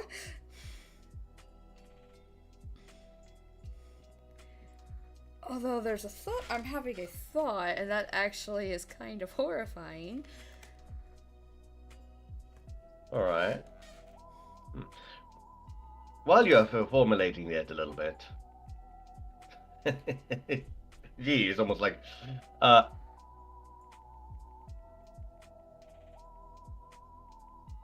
I'm thinking... yeah.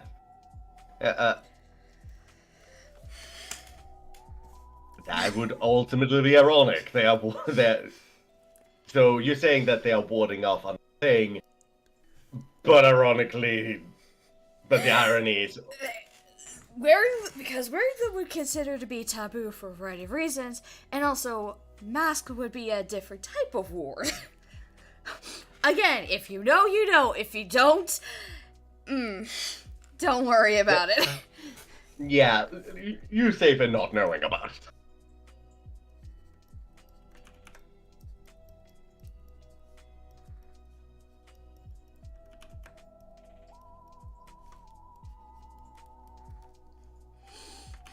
Yeah, making is one thing, you know, as, you know, sort of totems, like some cultures have, you know, masks to protect, you know? Mm-hmm. Now wearing!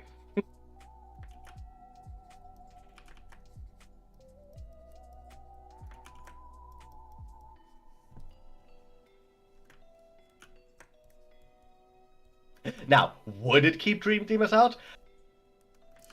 It depends. It very much depends. Let's just say, I can think of maybe a couple people would be very effective with. Others, not so much.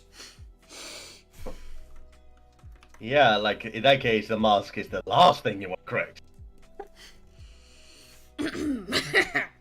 We're not let's leave this topic. Let's leave this topic. Let's leave topic, but yeah.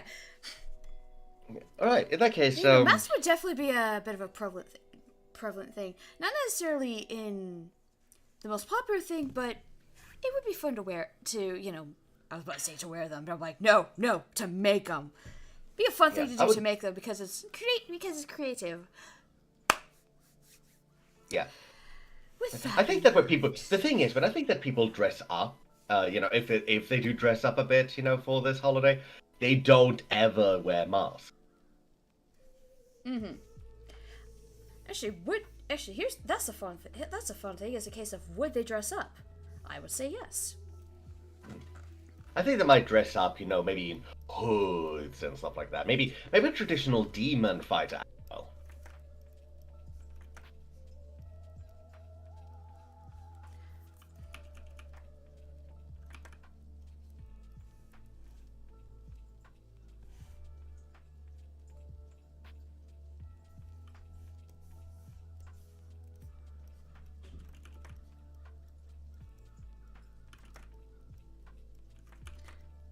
So yeah, costumes would still very much be a thing. For a couple of reasons. I can imagine one is to kind of help with the atmosphere of stuff. Kind of case of make them scared or even a case of making things silly just to, again, ward off the fear. Mm-hmm. Or some people could also see it as could also possibly see it as a way to hide from the fear. A case of if they have another face, then these dream demons can't find them.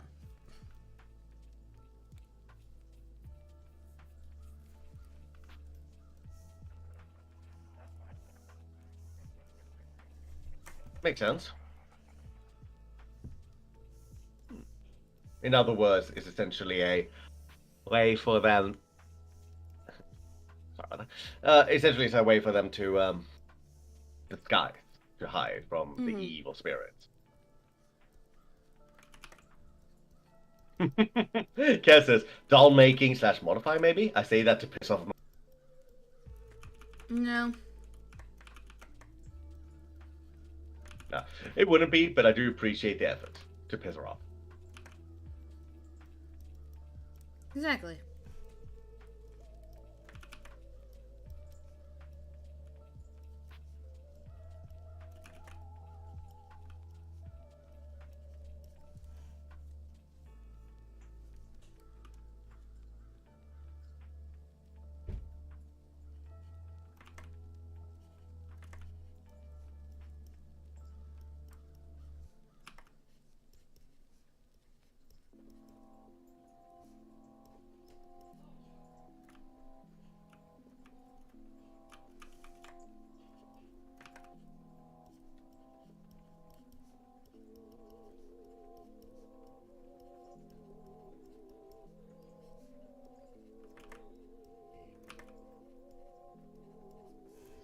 All right. I think we're good in traditions. Yeah, I think so too. Now we get if to you guys my can, fave. yeah, Now if we you guys get can to- think of anything, that's cool. Share it. Otherwise, we'll just move on. Now we get to my favorite part of this. Who wants to talk stories and lores? All right. So, what kind of stories or lore are we saying here? Just specify it so everyone, so there's no.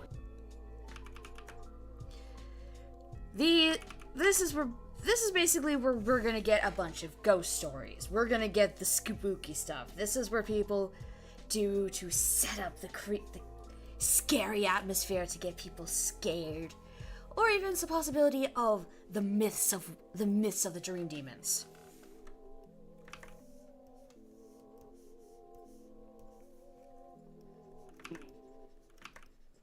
All right.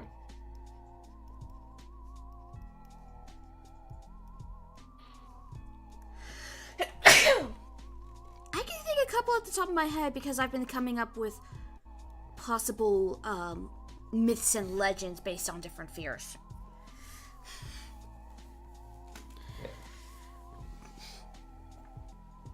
Because if... Well, since you already have some, please go right ahead and begin. Everyone think of some things, fun things to write and stories to share. Meanwhile, begin, man.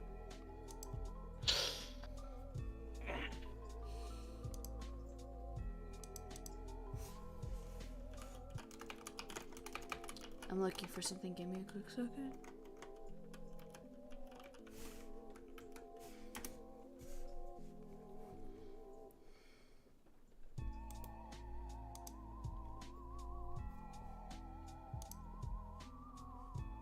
Oh, go for it. Hold on, I'm looking for something. Oh,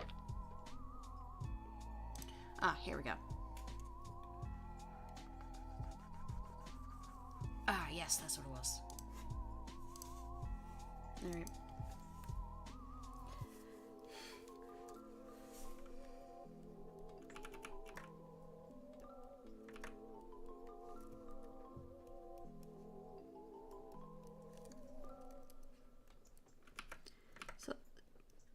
So the first one that comes to mind is the story of the Great Mountain Beast.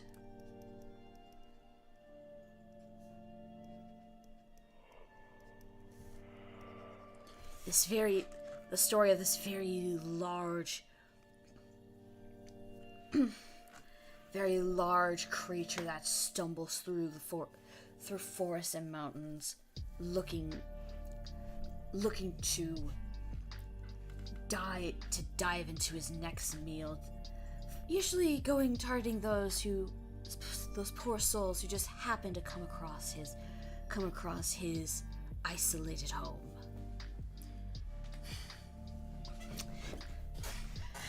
I'm giving three guesses again to think who that story's about.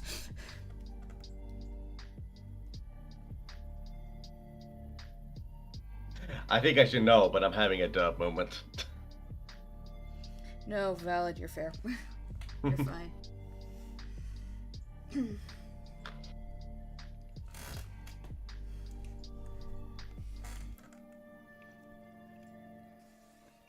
I know I also had a couple other ones, but my brains are derping out on what they were because I never wrote them down. Ding, ding, ding. We got a winner.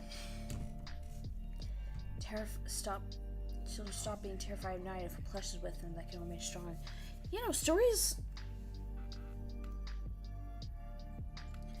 Stories about plushies, stories would be good.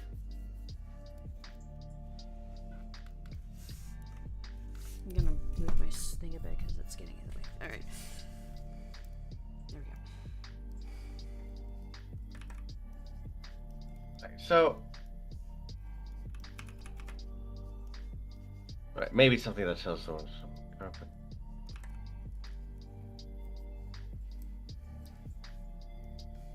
Stories that fight off. Also, Mackenzie asks, wait, explain. I'm assuming why Brew is the Great Mountain Beast.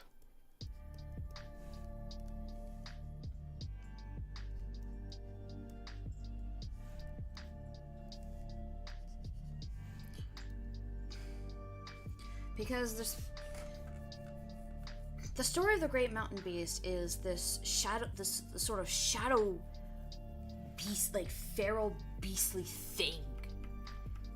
Usually in some variations it's more canine, others it's a bit more feline, others it's something else entirely.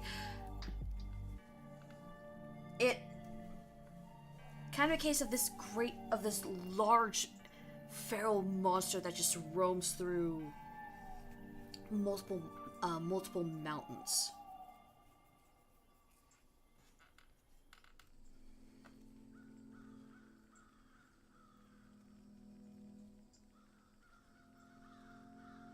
That makes sense.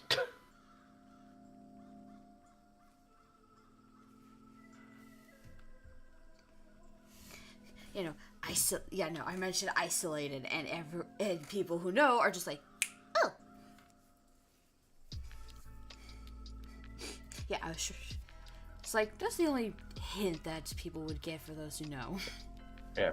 If anything, I imagine that, stories like, trolls and mountain kings and stuff like that could pop up, you know, based on the story. Like, this would turn into a popular play of, you could probably have plays like, Beauty and the Beast aspects play out, but for that stuff, but original variations had it where the beast was just a horrid monster that would eventually be, killed by the hero.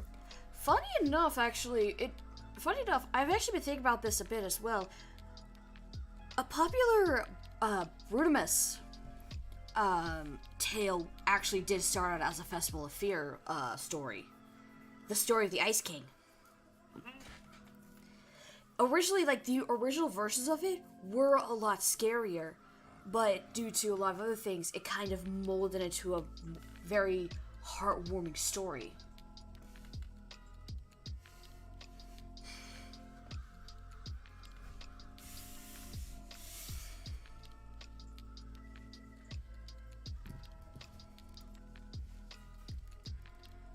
So yeah, that is very much a possibility.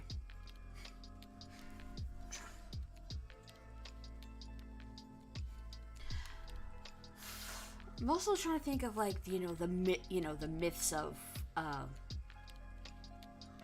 like the myths of death itself. Roaming through the streets.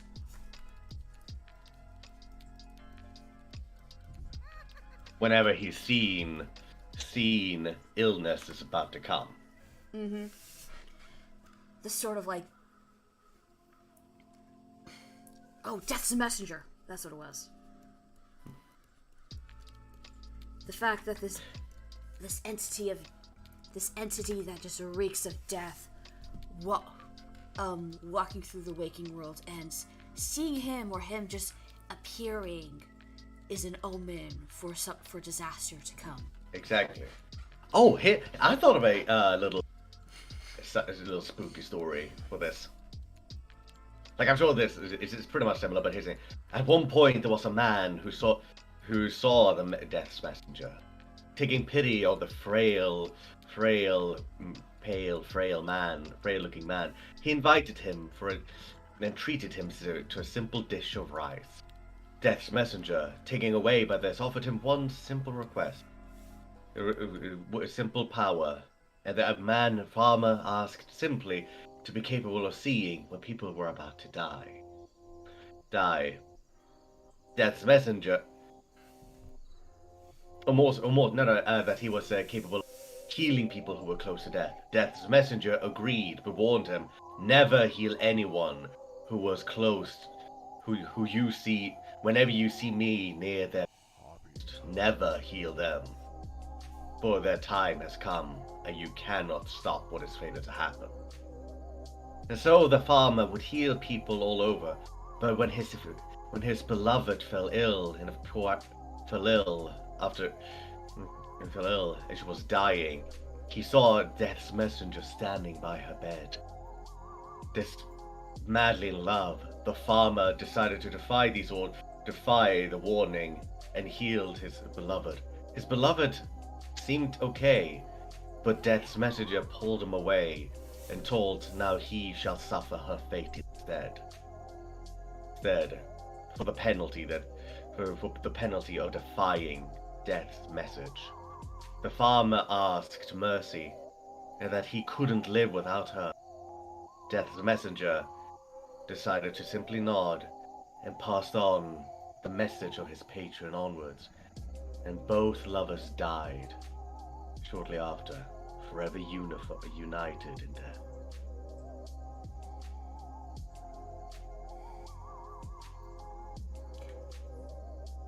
That is good. That's good. The Tale of the Lingering Night. Ooh, I like this one, Coffee.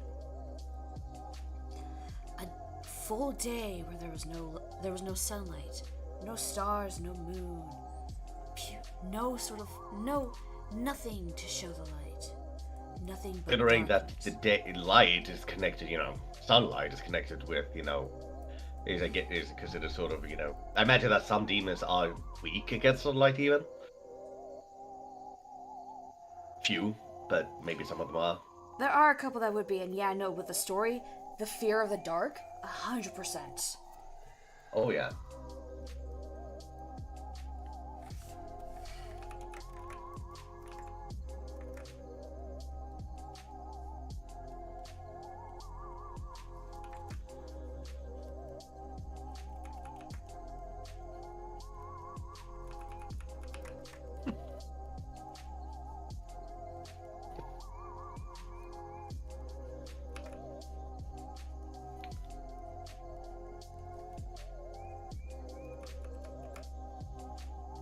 Oh, so we have solitude, we have death, dark.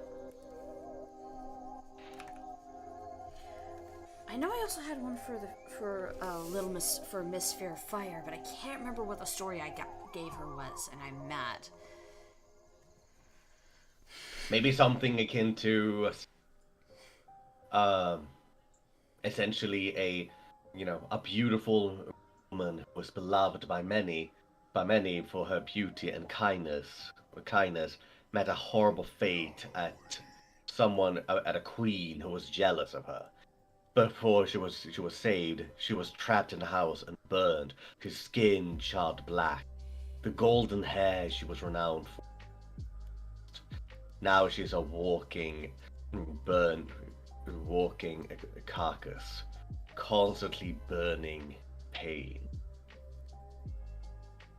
looking for the one who burned her house down.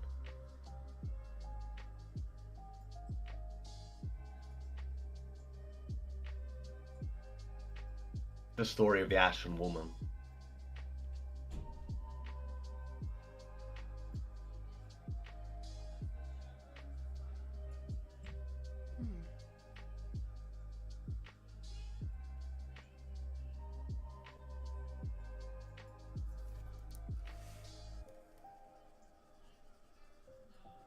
Also, Ken says something. Call it the storm beast. The storm beast. Something roamed the sky, a stormy sky, making hover and worsen.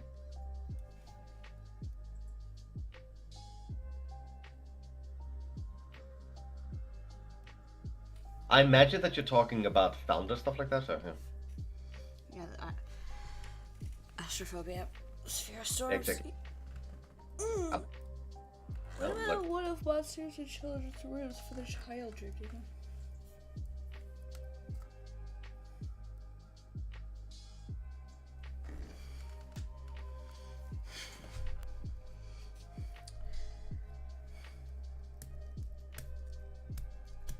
Well, I will say this: even if there is a case of there is fear, this is very much a Dream Demon festival. Hell would definitely get a couple stories as well. Which brings me to, which actually making me bring up an obvious one we should add to that, shouldn't we? That is.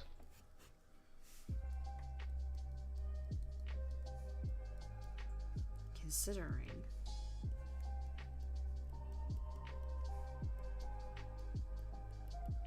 Yep. Enough said. I don't think we need to add anything to that. Yeah, it's like, anything else you want to add to that? Nope. Yeah. Again, if you know. If you don't worry, you'll know. Exactly. But, also, I just thought of one. The hypnosis, a creature who lures sad children to their endless demise. Essentially a sort of rat catcher story.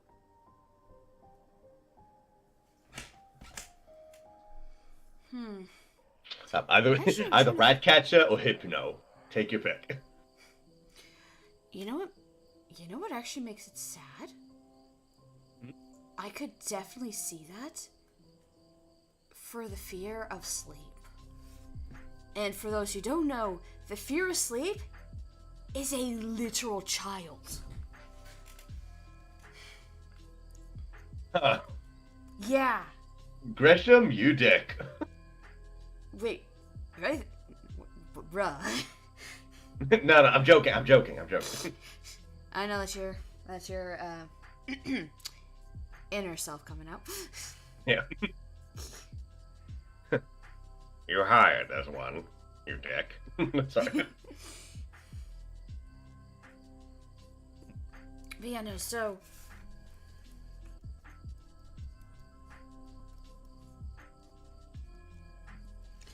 I would probably want to call it the hypnosis, but I do want to...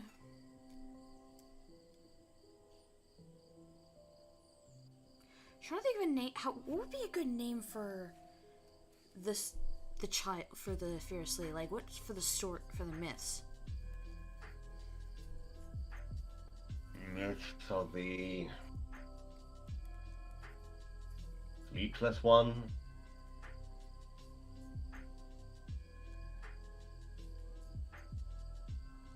The awakened child with the sleepless demon.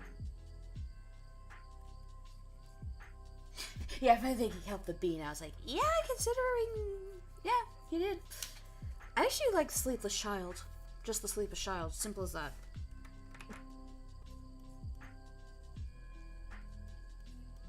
And is this child a victim or the monster? Well, stories vary.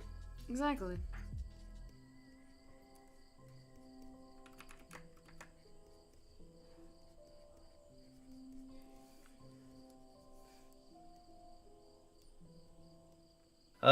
Any other major fears that we should talk about? The Endless Lullaby. Ooh. Ooh. Okay, I actually like that. Myths of the Endless Lullaby for fear of sleep. You mean? Yeah. That is I like really that. good. I Nice. like that. Let's go with that.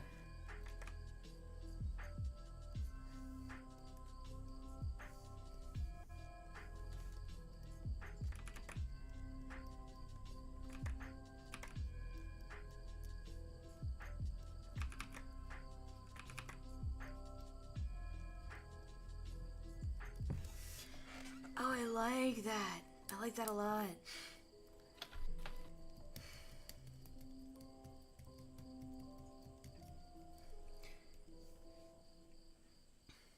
You know, I had like a few rough ideas for the fear of sleep, but now with these ideas, I have some better stuff with it. I have some more stuff with her, and I'm just like, I love the child.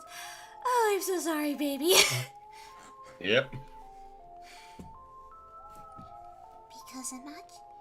Because imagine a child who is no older than 10 years old. A prodigy, you know, a singing prodigy has this really pretty voice. And due to life, she felt scared of falling asleep to a point where it actually was causing her to be sick, causing her to go mad at only age 10. You know, for kids. I mean, that's Halloween in a nutshell. You know, for kids. Actually, maybe I just what? realized- Maybe I what? also just realized she has a plushie on her at all times. Oof. Oh, That adds to the plush. That adds to the plushie. But here's the thing: what about myths of the all-seeing eye? I.e., stories about Gresham. I mean, myths about Gresham, rather, but yeah. Mm-hmm. The all-seeing. Yeah, that paint him as I am nightmare, and you will never wake up. You know, I am the nightmare that will forever torture your soul. I see wherever you are. You know, things like that, which is ultimately ironic considering everything at that point. We'll get there.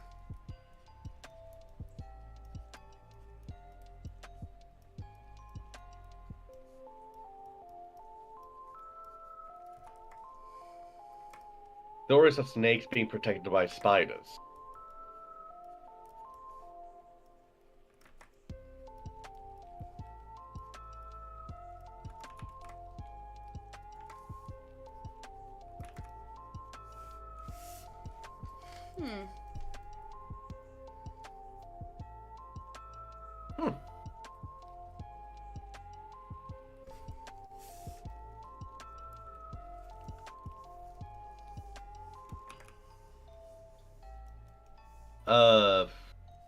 Nightmare of the glistening eye, maybe.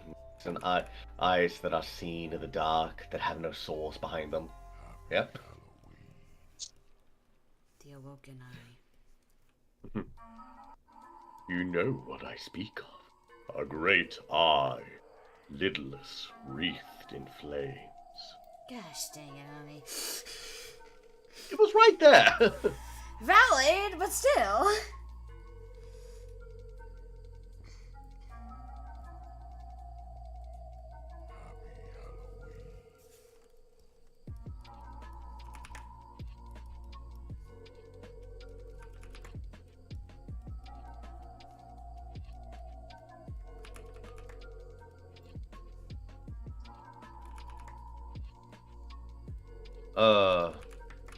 So you did go there after all.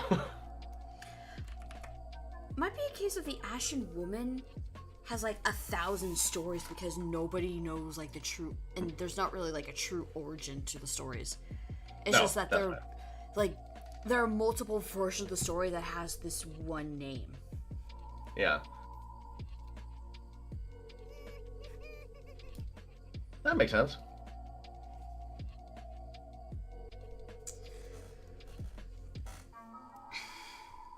Like that foreboding feeling you get of always being on the edge of the bad dream, unable to shake the fear of you're always being watched in your dreams. Yeah, that definitely works.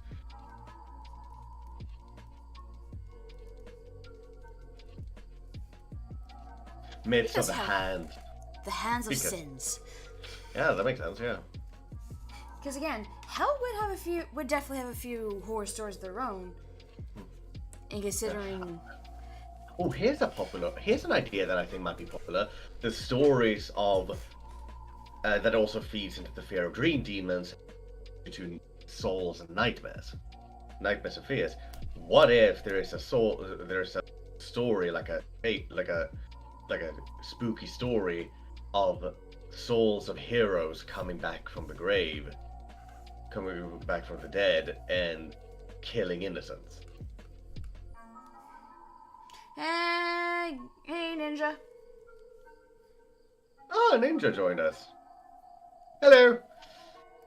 Let's see here. But ideas of like the souls coming back. Dark souls. Anyway.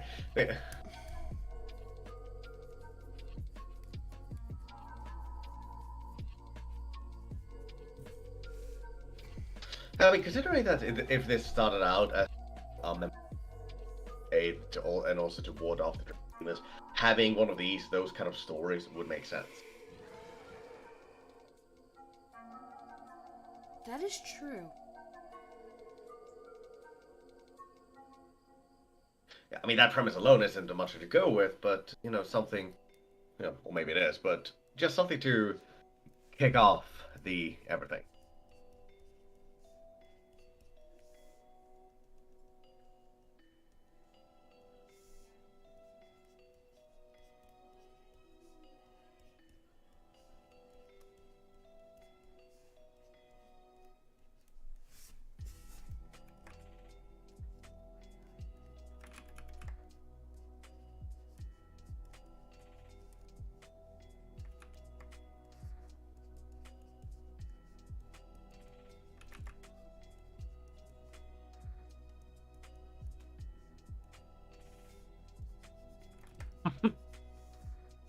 Myths of souls corrupted into nightmares. That there's quite a lot of funny things. Oh yeah, no, I know the irony. It has. Do not think it's been lost on me. If anything, that's why. Miss the dinner you couldn't leave. Ah, so the fear of Christmas. No joking. The myth of the everlasting feast. A feast that never ended. It kept it out, and eventually, the guests that were forced to even eat each other. The fear of being eaten alive.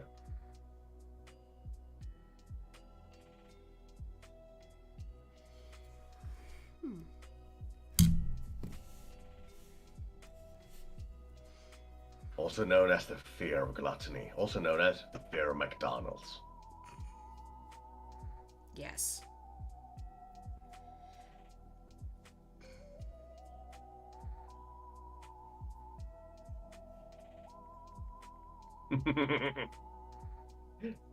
Nice, Ken. So, Yeah, that makes sense.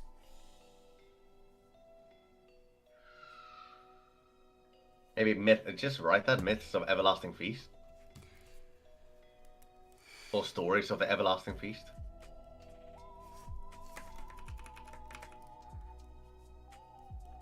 While you do that, I'm reading. Mackenzie says, I keep having this idea of a character that suffers from terminal insomnia, and they would target, uh, them with little sleep the character is getting. They can't tell what they're seeing is real or not. It's like a fun variation of the Endless Lullaby. Basically.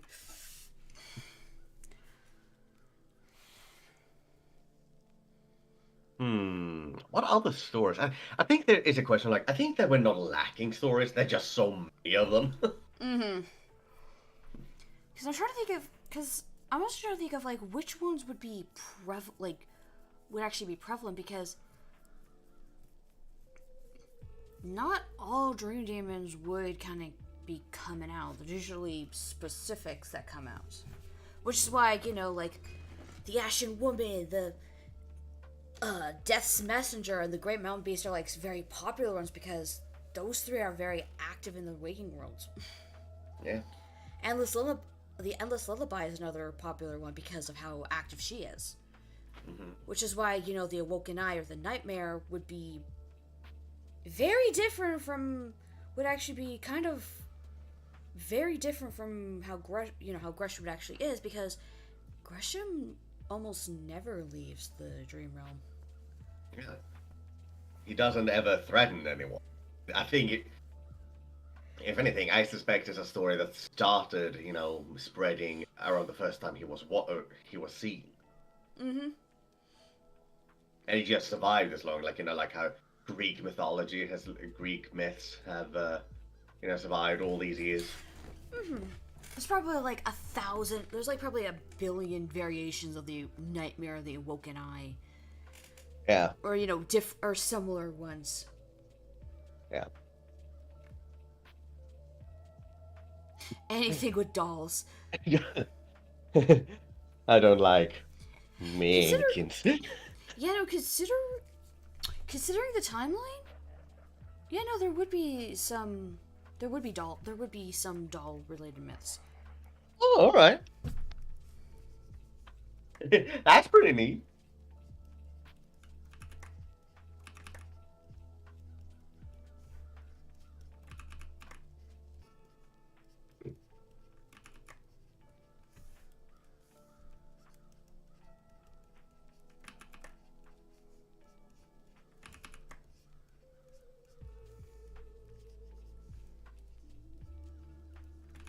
And actually, with this in mind, I have another one.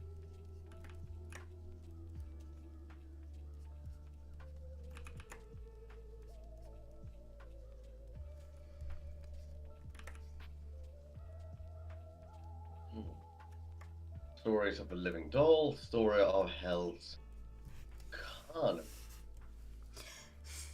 Yes, Larry. Everyone loves a carnival.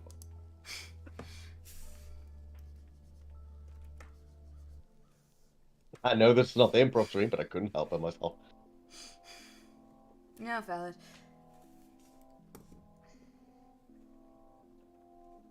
Alright, let's see some other things I said here. As a one, what about the myths of never dream and an escape from one nightmare that you pick up on your own? Very much goes hand in hand with the nightmare that Gresham was based on. Mm-hmm. But, a man was depressed and wanted to unalive himself. Okay, he wanted to. I get what you mean.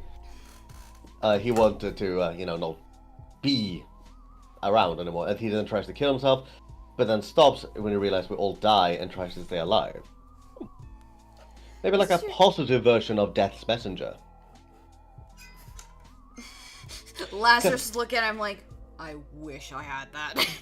Yeah. I literally can see Lazarus' look is like, you know, I wish I had that life. That actually sounds like a decent life. Yeah. Because that actually does, but though that does bring up a good point, like that thing, because that story, thinking about Lazarus and all that stuff, and considering that over these thousands of years, people believe that dream demons do not exist, and thus people are creative and try to take these stories in different, unique ways. Like, you know how in recent years, over the years of creativity, we have taken Beauty and the Beast stories and try to subvert them in various ways in media. Mm-hmm. Well, maybe that particular story is a similar way of Death's Messenger. It's not just when death comes around as an omen, he's also there to stop people to end their lives before there's time, because, there's so much in life to live. That is very much a possibility, yes. Yeah. Like a positive way of it, but that likely people will forget about when, they just dream you out, but, still. Mm-hmm. You need someone else to get out. Oh, because of the never. Yeah, definitely. Markiplier reference, nice. For 200 years, he's been afraid of death himself. Ah, in reference to that sort. Yeah. Mm-hmm. As for Mackenzie, the reference was mannequins. Ken says, take your rubber/silicone people and burn them. I'm genuinely afraid of them. Valid. Again, mannequins. I think we have I think we definitely have a good amount of stories and lore, kind of like, the different dream demons that are like seen the most often, and other entities that might be of note, because this. Well, I guess my question. Okay, I will ask this. Sorry to interrupt, but I think I will ask you in this case, honey. Is there a dream demon that you can think of that is present enough to warrant their own story? Like, yeah, we could have, like, this prevalent around, or present enough to kind of spawn a story. Like, yeah, like, obviously, every dream demon could spawn a story one way or another. But is the one that stands above them? Above them in the ranks of Lazarus, Eleanor. Oh, wait, it's Eleanor, sorry.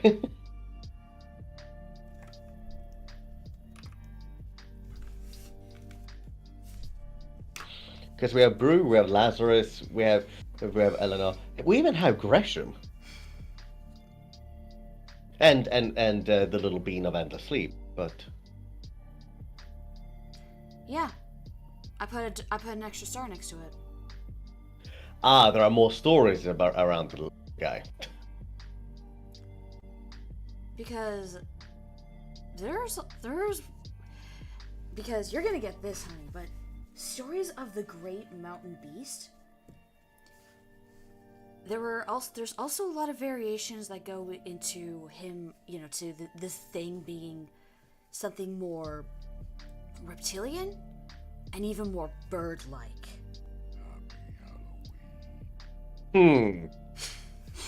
Okay.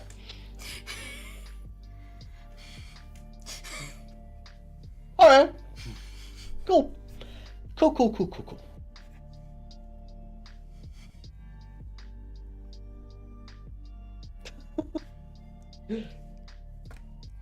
Alright, yeah. I think I have a few thoughts. My mind is having a bit moment for falling, but I'm getting a few ideas, and yeah. That's definitely an idea. So here's a thought, and you will get this one.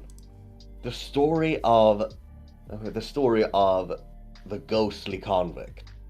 A terrible criminal who was convicted of the most heinous of crime. And before he was executed, he mysteriously disappeared.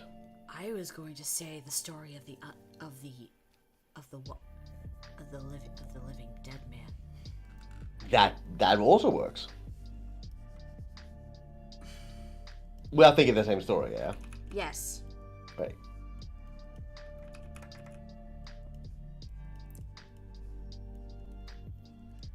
a man who has supposedly died, and yet has He been did. who supposedly died. Some say he just disappeared. Others say that his death was carried out. But there were spottings of him walking around amongst the living.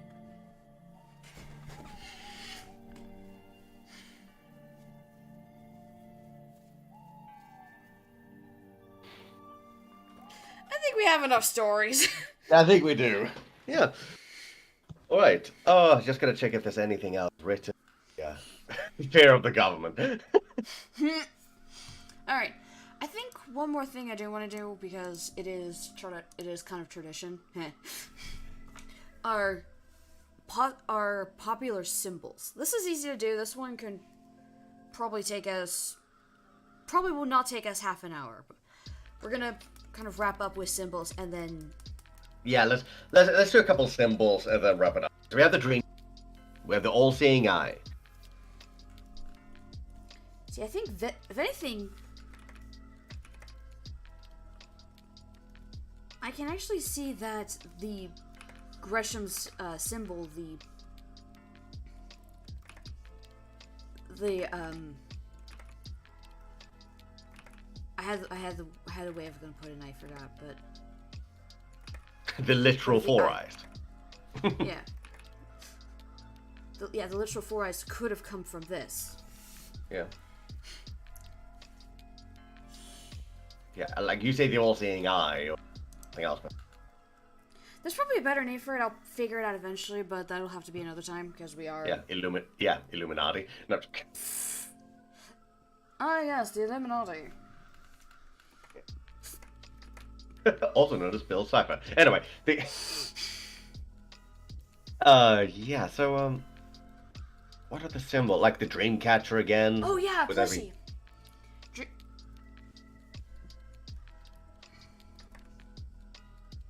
Oh yeah, plushies. That's right. I'm doing it very poorly just because this is meant to be like, quick. Yeah. Yeah, you said it just. I would say just. I think that it could come in any form, but I think that what its defining characteristics is a tear in its stomach.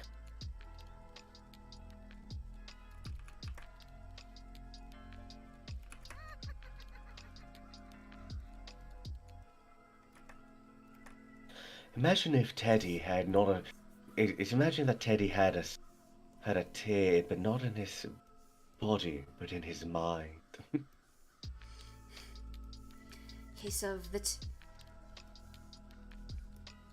Yeah, funny enough, this would be a popular like a good one, especially for like those who prefer to ward off the fear, who don't, who just like don't want to be a part of it.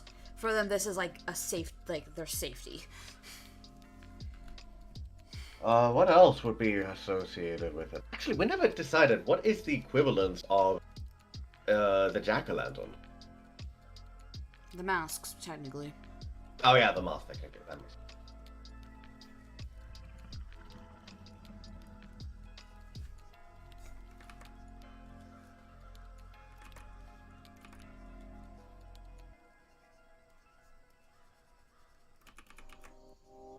Ah, you're drawing a mask. Okay.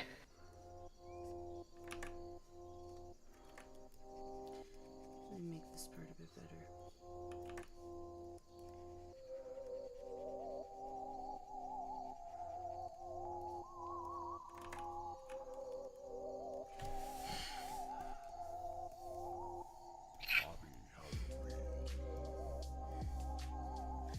Masks that could be worn, or masks that could be made but never be worn.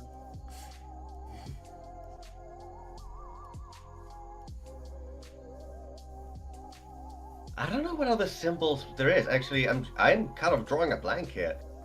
So actually, just turning to chat. What can you guys think of any other symbols that would?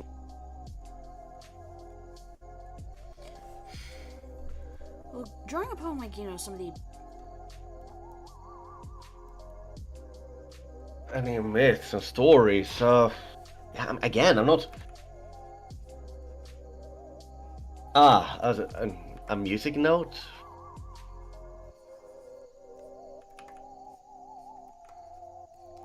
endless lullaby. I do see it. It's just that music notes for Halloween is a little bit strange. Oh, wouldn't a skull be more fitting? Like, yeah, that is boring and traditional, but music notes are rather vague in nature. That's why I was trying to make it like look like a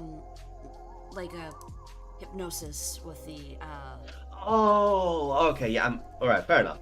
Yeah, that would work. yeah, like this. Hmm. Something like this. I know I shouldn't worry about making it good, but it's like No, yeah. Essentially, you're making a spiral music note. Fair enough.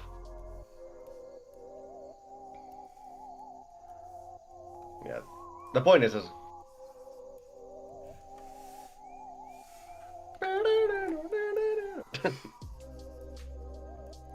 gonna go there, but thank you anyway.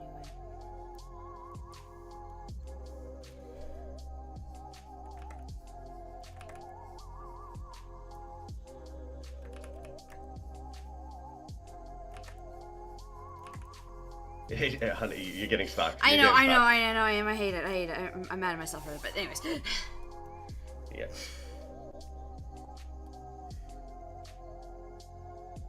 Oh, skull notes, fire, skulls.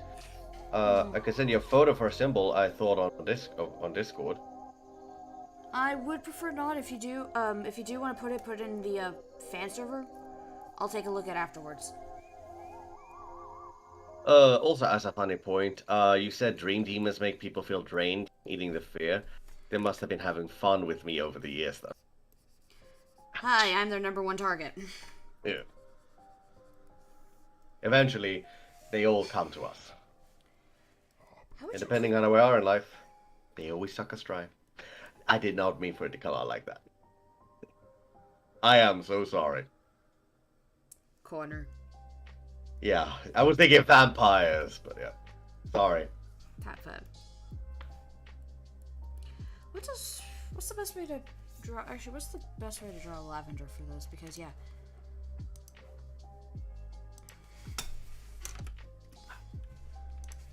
Well, I suppose just getting lavender in general.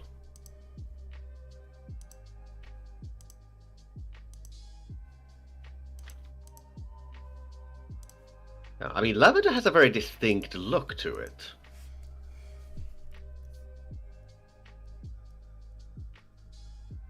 Yeah. Exactly.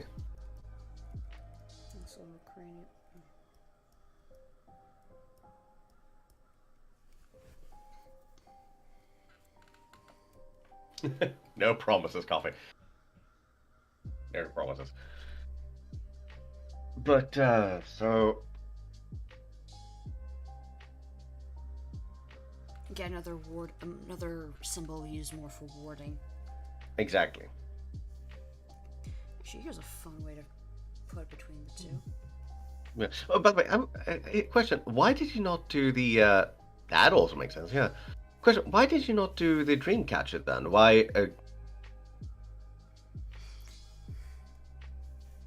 Because that is something that I'm keeping to be more sacred to the dream demons. For that to become a common symbol, it's not good for a variety of reasons. Fair enough. I'll drop it at that. But, in that case, no, dream catcher, but what other symbol is there, actually? I think that, you know,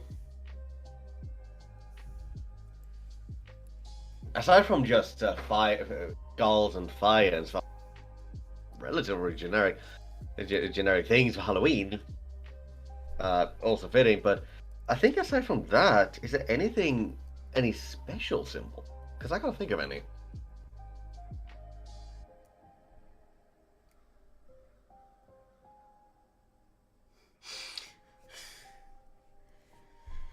No, not something that's specifically for the festival of, like, specifically good for the festival of fear. Because you could bring some of the other ones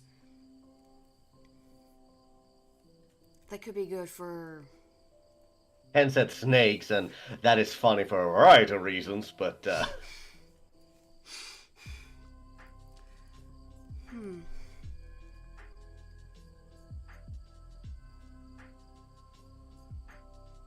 I suppose if you want to have, like, a story of snakes and then make a serpent, like, symbol for that.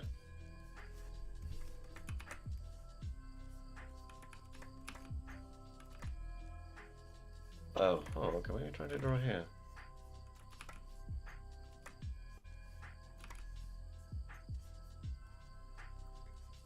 Ah, okay, you're drawing a snake mouth. Just... something... Actually, this is something for the Great Mountain Beast. Ah, okay.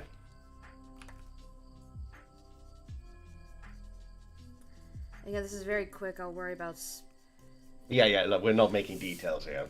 Yeah, we're not making details. We're just... Getting the general gist. Exactly. Yeah. You know, snakes are actually, thinking about it, Yeah. kind of...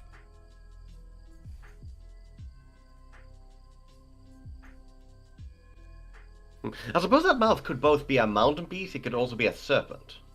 Yeah, true. That's, Yeah, I so mean, that is I mean, the Great Mountain Beast is said to kind of come from a variety of creatures. fair, so More just recent having a ones have general been, more recent ones have been, quadrupedal, like, felines, canines, or even, reptiles. no, not reptilian, reptilian, that's the horse, like, equine? Equine, yeah. There you go. That's all, like, brain, work with me. Oh. It's fine. Alright.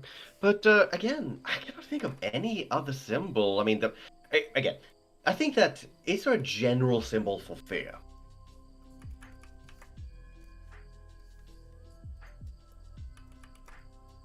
And I'm not talking, here's the thing, because skulls, fire, snakes, spiders, all those things are general, symbols. Symbols. But I suppose the closest thing that we have, like, a warning logo for fear is of a spider.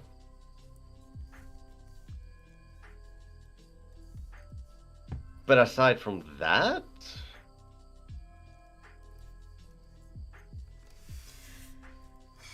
Okay, but true, but also think of this as more of a public thing. What would the the public human eye in Extenia know? Because Samuel's pet does not exist. And the fear of snakes is kind of hidden in the dream realms, so he wouldn't really make much of a thing. I think unless there's another story of another snake in Extenia about that's kind of terrifying, it's not gonna work nearly as much. No. I mean, we could definitely pull it, but again, that's the point I'm making. There are general things that people are afraid of, naturally. But to make a symbol for each and every one of them, that's a little too much. What are you doing? I'm trying to think of, perhaps... what a... Finish the sentence, sweetie. My brain. You're trying to draw what?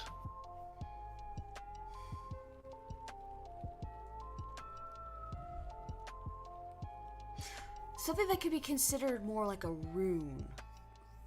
Resembling fear. Ah, okay.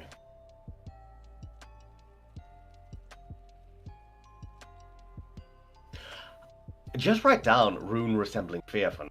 I don't think that time will make up.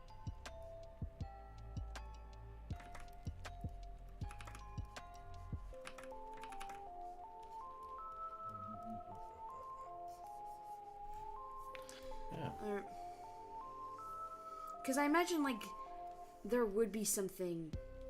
That is fair. That is very fair. And I think that by looking, figure out a good idea for that. But other than that, I think we got a good amount... We actually got a good amount of stuff down. And Yeah. Yeah. All right. I'll just throw this out for now. The whole, everyone else. Is there anything else that anyone can think of with Fair Festival that you want to throw out? In that case, we will give you. Shall we give them a couple minutes? Anything for Festival Fair. Could be symbols, Yeah. could be stories, food, basic ideas. Yeah. For the next couple of minutes. And I mean literally not a more than 2 minutes. You get the chance to write something. I'm gonna give you guys until about 1:45, about 3 or so minutes. Yeah, that sounds bad. That's not bad. So overall, this has been pretty successful.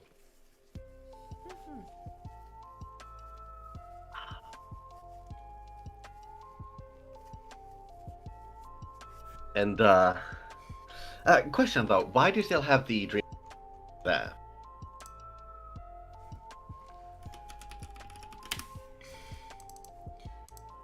Just kind of a start It's to it, I most- guess. Okay, it's mostly about the dream demons themselves. Mm-hmm.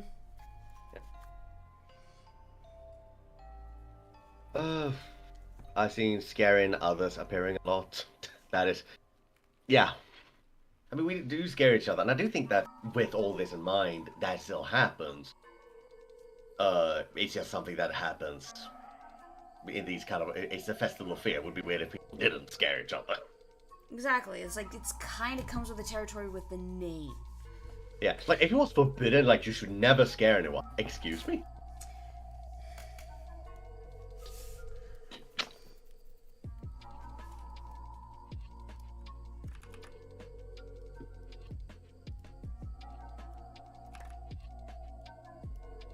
Lot of scaring.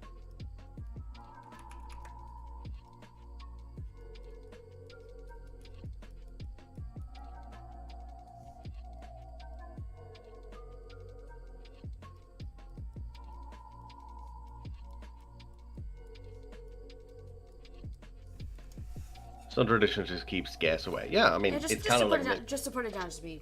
yeah, it's like you put it pretty well. Others try to wall themselves, others indulge in it. Exactly. Yeah. You know, like normal Halloween. Some people just, want the fun. Just some fun.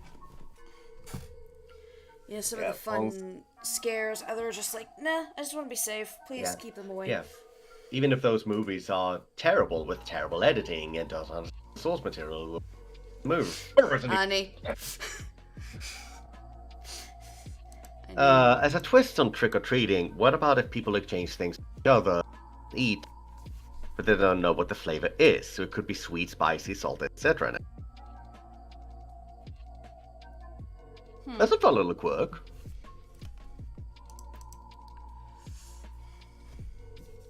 Essentially, Birdie Bot's every flavor bean. Alright. Actually, I could find a way to make that work with us.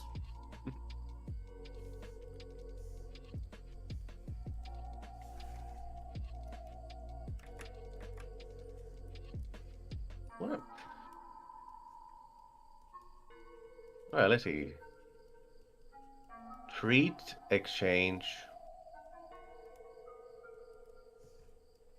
Flavor is a surprise. Yeah. Hold up.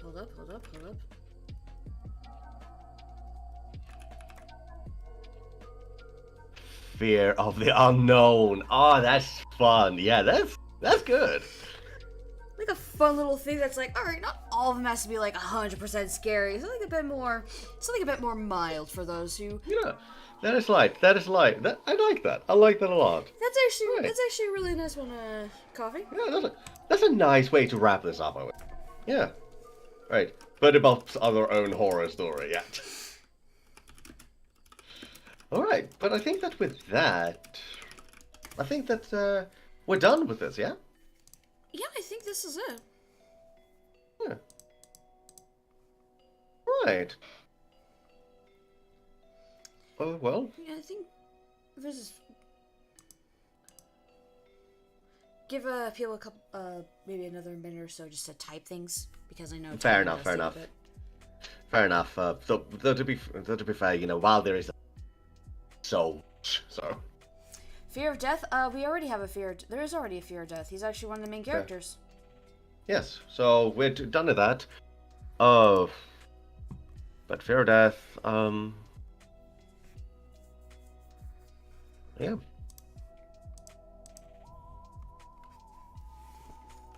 So I think we got things covered here, don't we? Right. In that case, do you want to round this off, honey?